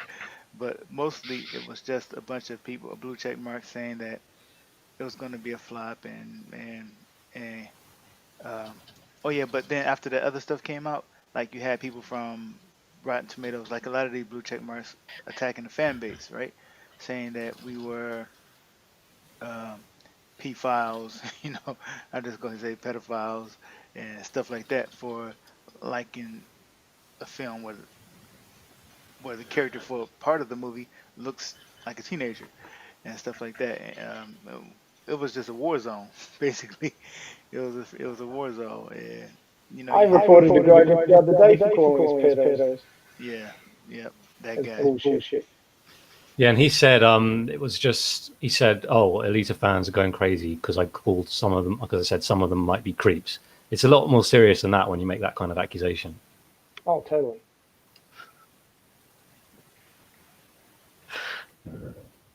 It's toxic. Yeah, we deal with them as Yeah. they come. Yep. I agree but, on this point. I've been on Twitter for too long. Yeah, I don't try and get in fights with people. It's just waste of time. Well, every now and again, I put one in their place just to make sure that they realise. Yeah, that yours they quite aren't well doing it. out, and you can't really argue against what you say.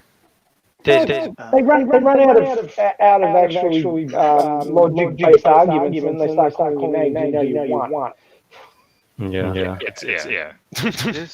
this article came out towards the end of February. This was one of the first one, actually kind of the only one that was being positive about Alita's success right now. And no, actually, this was the second one because I got the other one queued up, and I'll show that one in a second. But this was one of the very few that actually said it's possible that Alita might be able to get a sequel, and that people were wrong about underestimating Jim Cameron. I think it's in this one where it says don't bet against Jim Cameron, right? And this was still kind of early. I think how much did the movie make at this point in time? I don't remember where it was exactly, around February 22nd, but it wasn't looking like, we just knew it wasn't going to be a flop, but we didn't know how much money it was going to possibly lose or make. It was still in the gray area, but it wasn't a total bomb. Basically, that's the point of this one, and it's one of the very few positives that were out there at that time. Let me get the other picture queued up too. Apparently, there's something up with the audio stuff. I didn't unmute my mic or something. that's weird because I can sort of hear him. It's Yeah, not. maybe I thought I unmuted my mic. I don't know. How much did everybody miss? No, I got it all. Don't worry. No, it's not our audio. Apparently, there's been comments in the chat about the audio playing up. Oh, okay.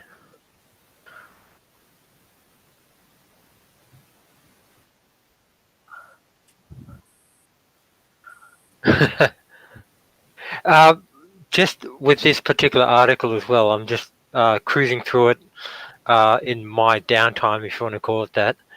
And the particular section where it says genre films with female leads can get false readings. And just off that title alone, and I know it was touched upon earlier, as well, or maybe even a completely different stream, but there have been recent as well as not so recent movies, and I hate to use another one of James Cameron's examples here, but Ellen Ripley, but like there have been plenty of movies that had not just strong but good female leads, especially from a story point of view, and I just fail to see where that statement even comes from. I mean, I don't know. Maybe it's a product of its time, but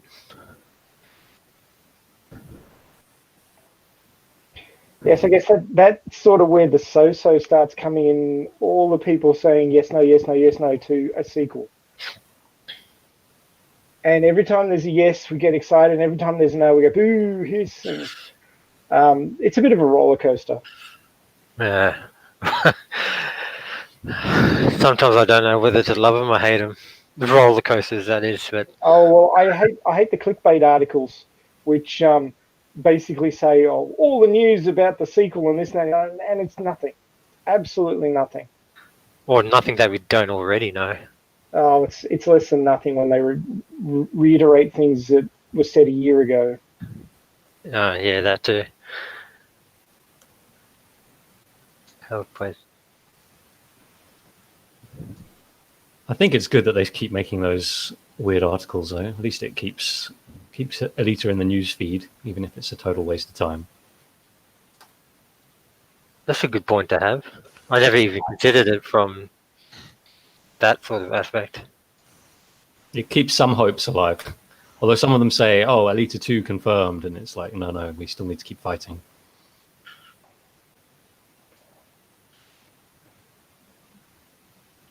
A trap that even we have to be careful of. Yeah. It's a trap.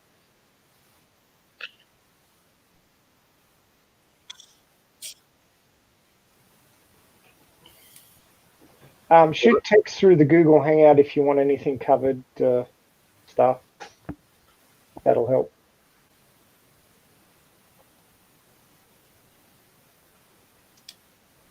A trap that we have to be careful of. It's a trap. Does anybody want to cover any more of the so-sos at this point? No, so. No, sir. Alrighty then. Let's move on to the bit that I like the most.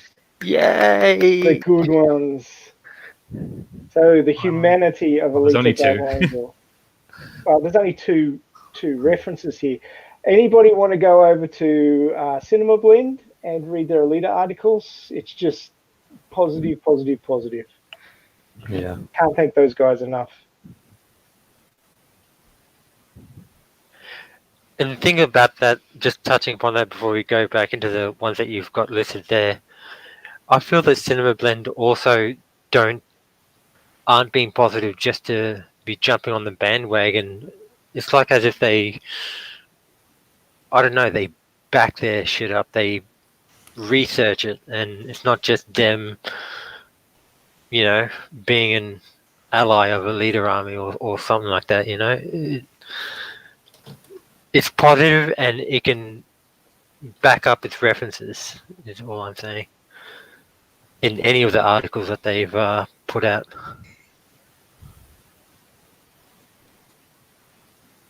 Yeah.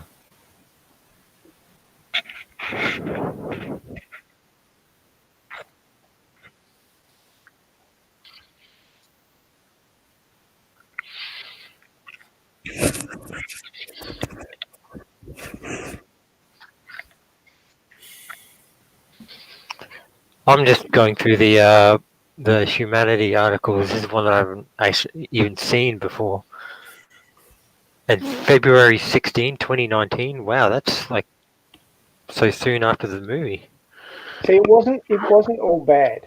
It was hard to find the good amongst the bad. Yeah, and this isn't a big publication, which is Fair enough, yeah. But But yeah, anyone that seems to take the time to even analyze the way an article's written and worded, I don't know, it's, you can tell when someone's bashing on the movie and when someone's like actually analyzing it, and whether that ends up being good or bad. Mostly good, but anyway.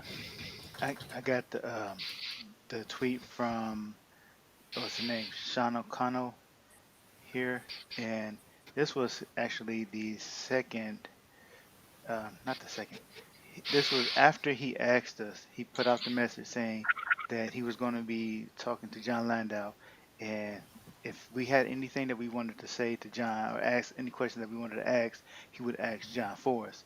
And this was the day before, was it a couple of days before? He had John Landau told us that we needed to ask Disney, right, that was his answer to that question. What advice would you give the Leader Army? And he said to continue to pepper Disney, right? Um, No, actually, I disagree with you on that point. He said, continue to pepper our family now at Disney. okay, well, our He family didn't now at Disney. specifically state Disney. Okay, the family now at Disney. But Yeah. so Sean O'Connell is the man at Cinema Blend, right? The top guy. This was completely like unsolicited, right? We didn't ask him to do this for us. He decided to do that for us. And so I don't know whether John Landau gave him an idea or he just came up with his own, but they've always been kind of supportive of the film and supportive of Alita, but not exactly as explicitly as they are now.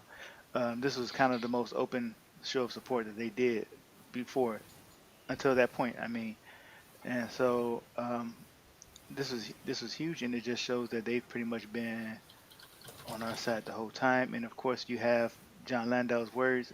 His when he asked about the Alita Army's efforts, John Landau said, "I'm very aware of it, and I'm very appreciative of it. It's what you want. It's what you want to do when you make a movie. You want to reach people, and you want them to become your advocates, and that's what they've done." So I just wanted to bring that up before we got back to the other stuff.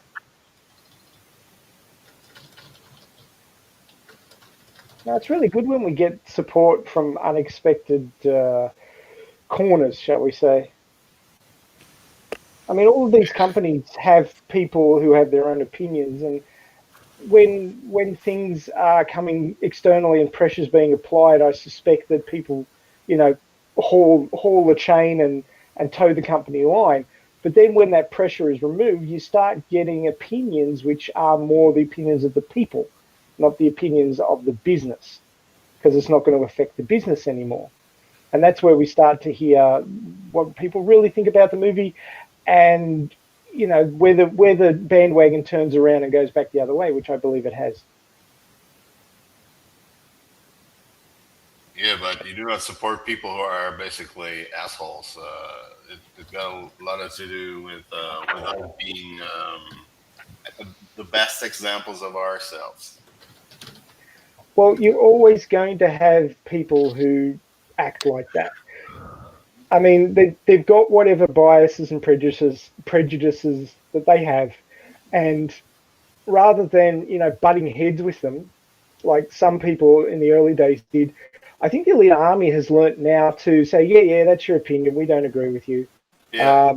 Thank you for speaking your opinion, but your approval is not necessary. That's my bingo. Yeah, I love that. Did better than I could. Well done, Dennis. Your approval is not necessary. Yeah. And our opinion will not be wavered by your negativity. No. Excellent. We won't judge you, but fuck you. We haven't got anything against you, but you're wrong.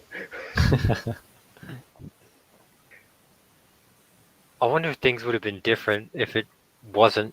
I mean, if it all went according to plan. Because, society 10 years ago is a vastly different picture to what a snapshot would look like now.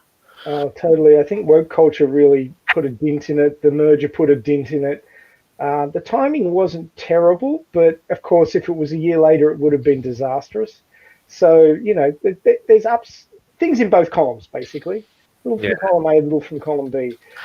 It didn't go quite the way we wanted. It would have been much nicer if Alita had, cracked the 500 million, had done over 100 million in the US, and everything just flowed straight into a sequel. But you know what? If that had happened, the Alita Army would not exist. No. We would not all be friends. No. So I'm kind of grateful. And the fact that it still did so well despite the setbacks and the resistance really sort of, gives you a warm, tingly feeling inside. Oh, yes. And it's a great movie. I mean, we can't forget that. No. So we've actually cracked on to about the 2-hour mark. Does anybody want to cover any other articles specifically, like that they had in mind that they really wanted to talk about? There's one here about the home release that we haven't covered yet, which was in Forbes. Oh, I see it. Well, I mean, we could quickly do that one. I mean, I haven't read it yet personally. It's basically saying that it's a really good 4K Blu-ray release. I love that one. He calls it a work of art, even though he says it's flawed. Well, most work of art's are flawed. Exactly. Nothing's perfect in this world. And perfection is an opinion. So, you're always going to have people having different opinion. But I just look at the movie, and like I keep explaining to the haters, watch it 10 times. Really watch it. Look at the detail. Look at what they achieved. Exactly. It is a masterpiece. It says in the article that he didn't realize it was a work of art until the second time he watched it. Exactly. I mean, if you go in there going, our eyes are too big, it's that bloody Cameron guy, I don't know. You're not watching the movie. You're watching your opinion in your head. It's one thing with critics. They're mainly cinematic critics, meaning that they look at the camera work, how was all this framed, what are we supposed to be seeing, the directing, and all this behind the scenes stuff. Masterful stuff, actually. Yeah, but whilst you're looking, but the general audience do not care about where the camera's pointed, if it's looking up for dominance, if it's looking down for... No, they're actually forgotten about what art is supposed to be. They're all in shaky cams and conversations and pseudo intellectual stuff. They're so into that, and they've forgotten about what art is about. It's about creating something that haven't existed before. Like what the general audience is looking for is a story to engage with. They're not looking for to invest into.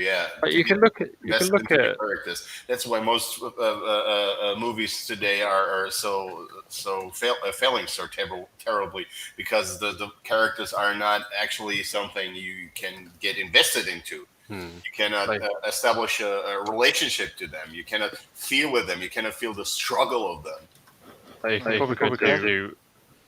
That's what Daniel was saying in her review about the humanity of Alita Battle Angel. That she could root for Alita, she could feel frustrated for Alita, she can be she could laugh for her and cry for her, and she felt all of those things. And what a lot of people may not do on the first view, on the second time around, when they're maybe actually watching with the human side and not their what other side they've been watching with, they can come to the same opinion that John Archer said about the movie. And I'll just read the first paragraph just really quickly. So, a funny thing happened to me when I watched Robert Rodriguez and James Cameron's manga-inspired Alita Battle Angel for the second time. Having seen it at first at the cinema, rather than all of its flaws, and it certainly does have flaws, becoming more exaggerated and obvious, as I might have expected, they kind of melted away. And that was the same experience that I had when I saw the movie. That the flaws that I saw the first time sort of just didn't matter anymore. I just fell in love with the movie. Yeah, exactly. I mean, you don't fall in love with your wife or husband because they're perfect. You don't fall in love with something because it's perfect. You fall in love with it because it talks to you on a level that means something to you. Perfection isn't an ideal because it's an opinion. Something you can continue to be interested in even 40 years later. If someone's just perfect, when they get boring quite quickly. I mean, I can give a perfect example with Paulie. The Titanic, it wasn't perfect. It sunk like in its first voyage, but Paulie loves it, and he doesn't love it because it was perfect. I love the crossover there. Yeah, I thought I'd throw that one in, Fandom. It's quite funny. You have like Titanic. It's everyone says it's the luxurious ship in the world. It's amazing. And yet it was actually it just had large amounts of luxury, but it was no different design than any of the other ships. So it's not different. It's not perfect, but the problem is it's a resonating story, and I think the same with like Alita and stuff. The story resonates through people, and people engage with the characters and everything. It's like Buffy the Vampire Slayer, for example. The first season is quite bad in terms of camera work and everything, but the characters make you want to come back and watch it. Just before the stream ends, something else that Max just touched upon about 40 years down the track. Are you getting an echo from somewhere? Doesn't have to. Stop now. You can carry on. Right. Yeah. So, but yeah, like 40 years from now, I remember reading some of the, the hater tweets saying that this isn't going to last a test of time, and I'm thinking, well, I mean, I beg to differ, but that's your opinion and this is mine. But I mean, I believe it will be because people can make that connection to not only a movie but a fictional movie, a sci-fi movie of all things. You might expect that from like a based on a true story fictional movie that was also written of a book by Tom Clancy or something like that, but you wouldn't expect it from a sci-fi movie that's based off a manga written in Japan. Yeah. Although you'd have to dig deeper and see the story of what the manga was about, but we've already covered that. But that's why I think that it would last at least a lot longer than what the haters put it out to be. Anyway, the haters get bored and move on, which is great because we'll outlast them all. I can guarantee you. They'll come back and have a go every now and again, but it'll be half-hearted. And a lot easier to brush off. Exactly. But I think that the part of the problem with the movie is that it is quite deep and complex, and a lot of people can't deal with that. They want the shallow entertainment. They don't want to have to think about it. And I think that part of the reason that the fandom is so good is because it's people who think about stuff. I mean, we don't always agree, but we always think about what the other person's saying. And that's respectful, and I like that.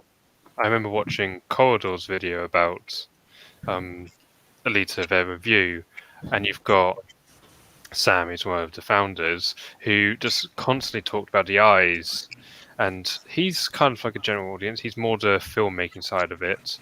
Whilst you've got Ren, who's the main their main visual effects artist, who just constantly said that after the first 5 minutes, you forgot all about that because you were so engaged and you just were so confused in what's real and what's not.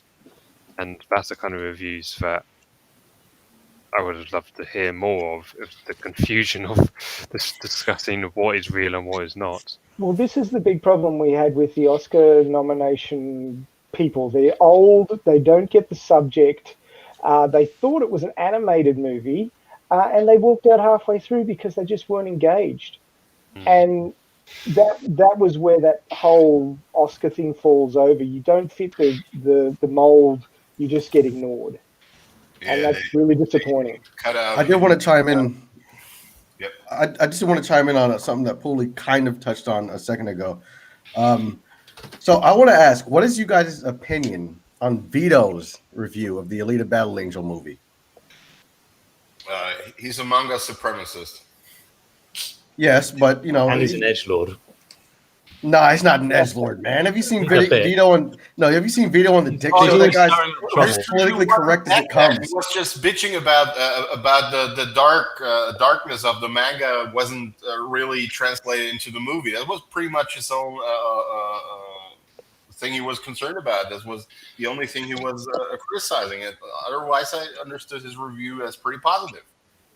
Because I was just wondering, because I actually did enjoy the video. Like, I disagree on some. Actually, I disagree with Vito on a lot of things. Me and Vito are completely the opposite people. But I did enjoy the video. I thought it was a good watch. You know what I mean? There was some good. Go ahead.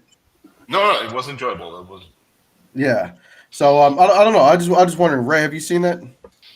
I think I did. I've watched so many of them; they start to blur. But I do believe I've seen that one. 50% of those are mine, right? My opinion on those sorts of ones is you can't have the full-on darkness of the manga in a PG-13 and the Latin vibe, which was brought in by Rodriguez, which I happen to like, kind of precludes that super dark cyberpunk.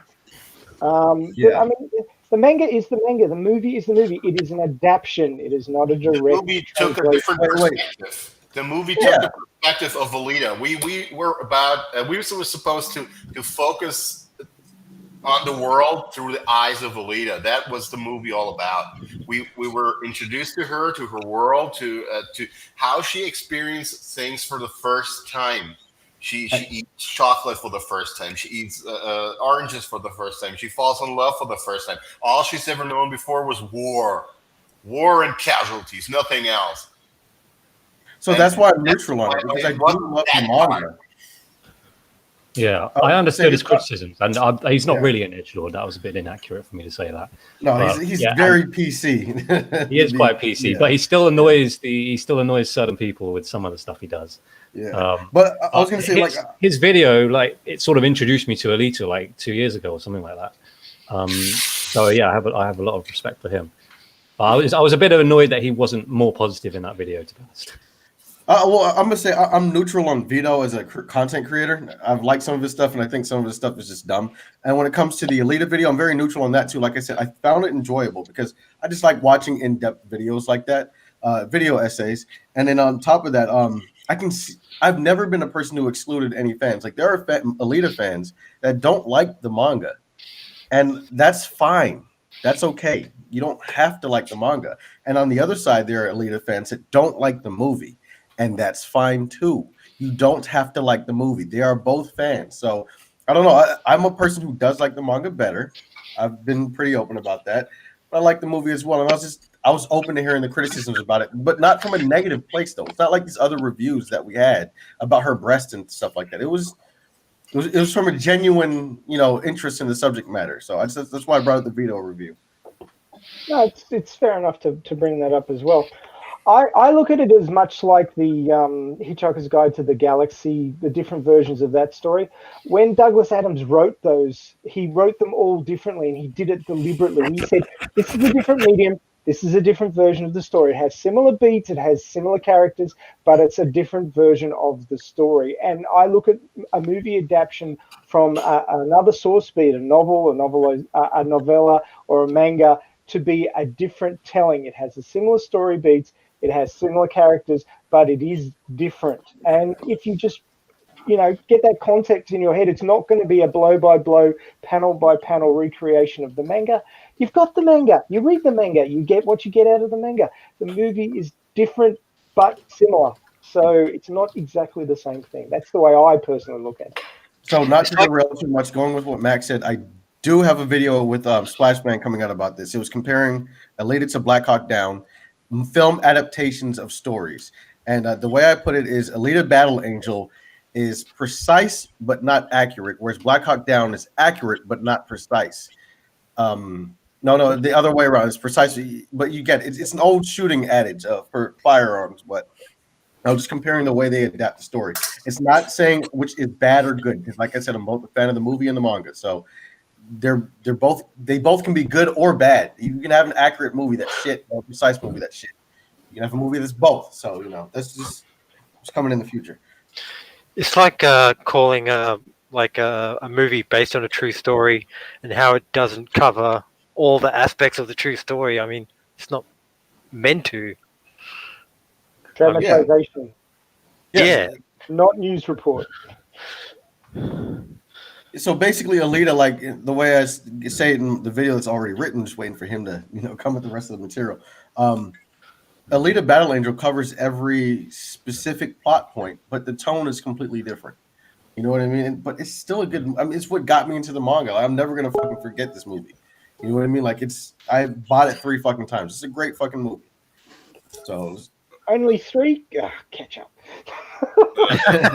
I pushed your statement of Kishiro about the different approaches and the different types of medias. So you may want to read this.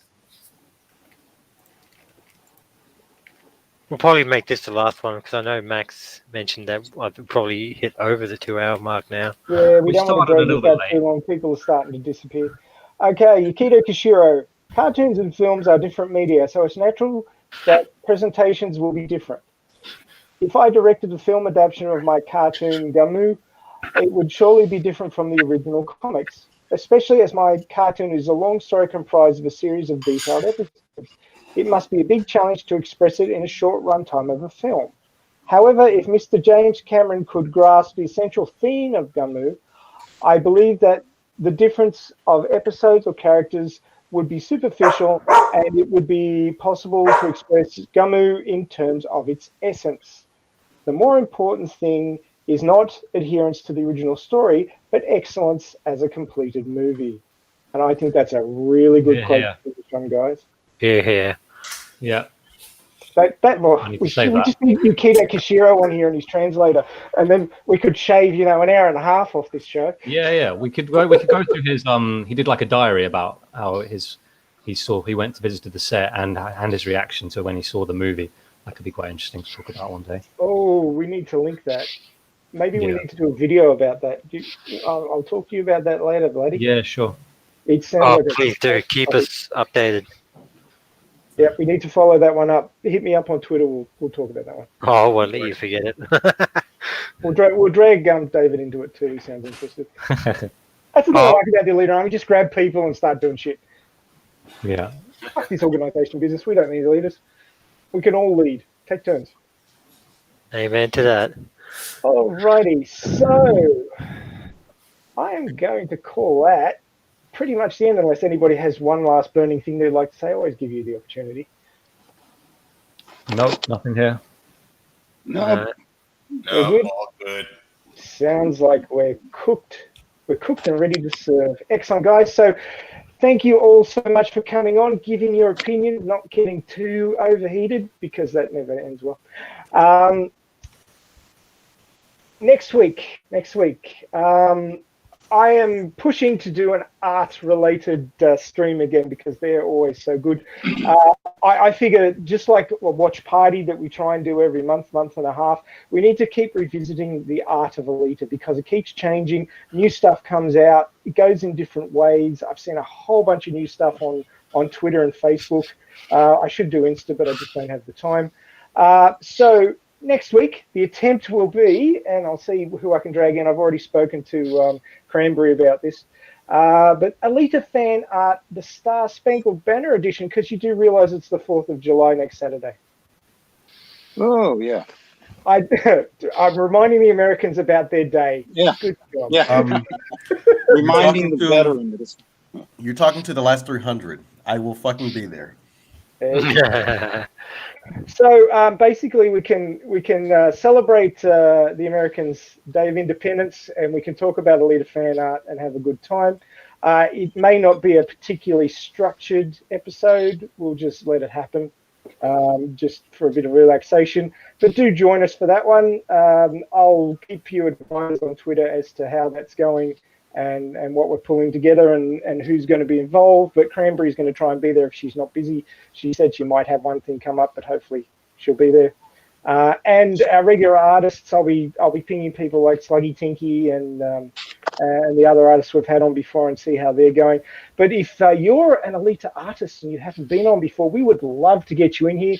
We'll showcase your work. We'd like to talk to you about your motivations and where you're taking it. So look, just hit us up on our come on, brain, work. In the video details, we will have a link to a document which allows you to sign up. So sign up for next week's one, which is the 4th of July. You can't miss it. It is the 4th. But first of all, I want to thank our guest this week for coming on.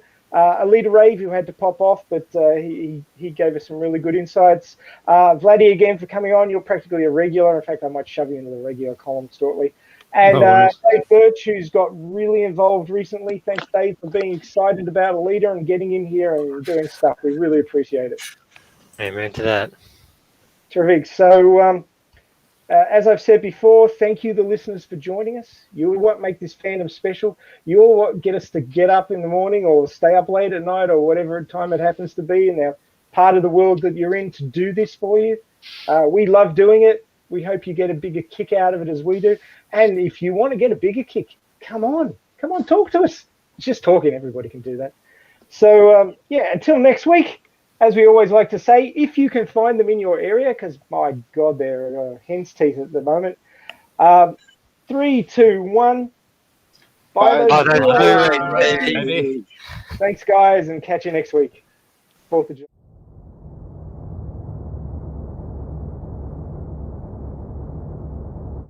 You know, back when I was in the academy, we would follow every toast with a song.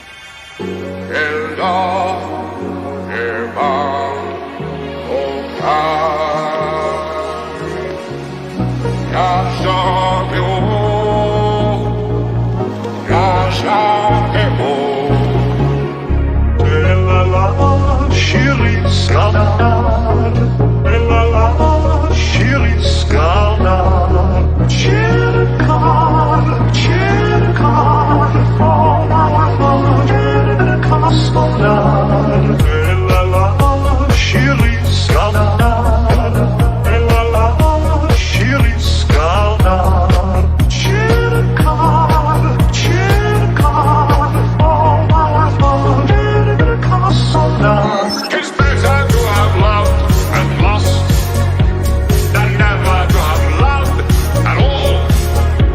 Come cheer up, my lads, come cheer up, my lads. 'Tis better to have loved and lost. 'Tis better to have loved and lost. Captain Jean-Luc Picard than never to have loved at all. The Federation starship, come cheer up, my lads, come cheer up, my lads. 'Tis better to have loved and lost. Captain Jean-Luc Picard. 17346732147 Charlie 32789777643 Tango 732 Victor 73117887324767897643776 Lock. When I have plucked the rose, T.O. Grey hot, longing still for that which longer nurseth the disease. In faith, I do not love thee. Shall I compare thee to a summer's day? When I have plucked the rose, longing still for that which longer nurseth the disease.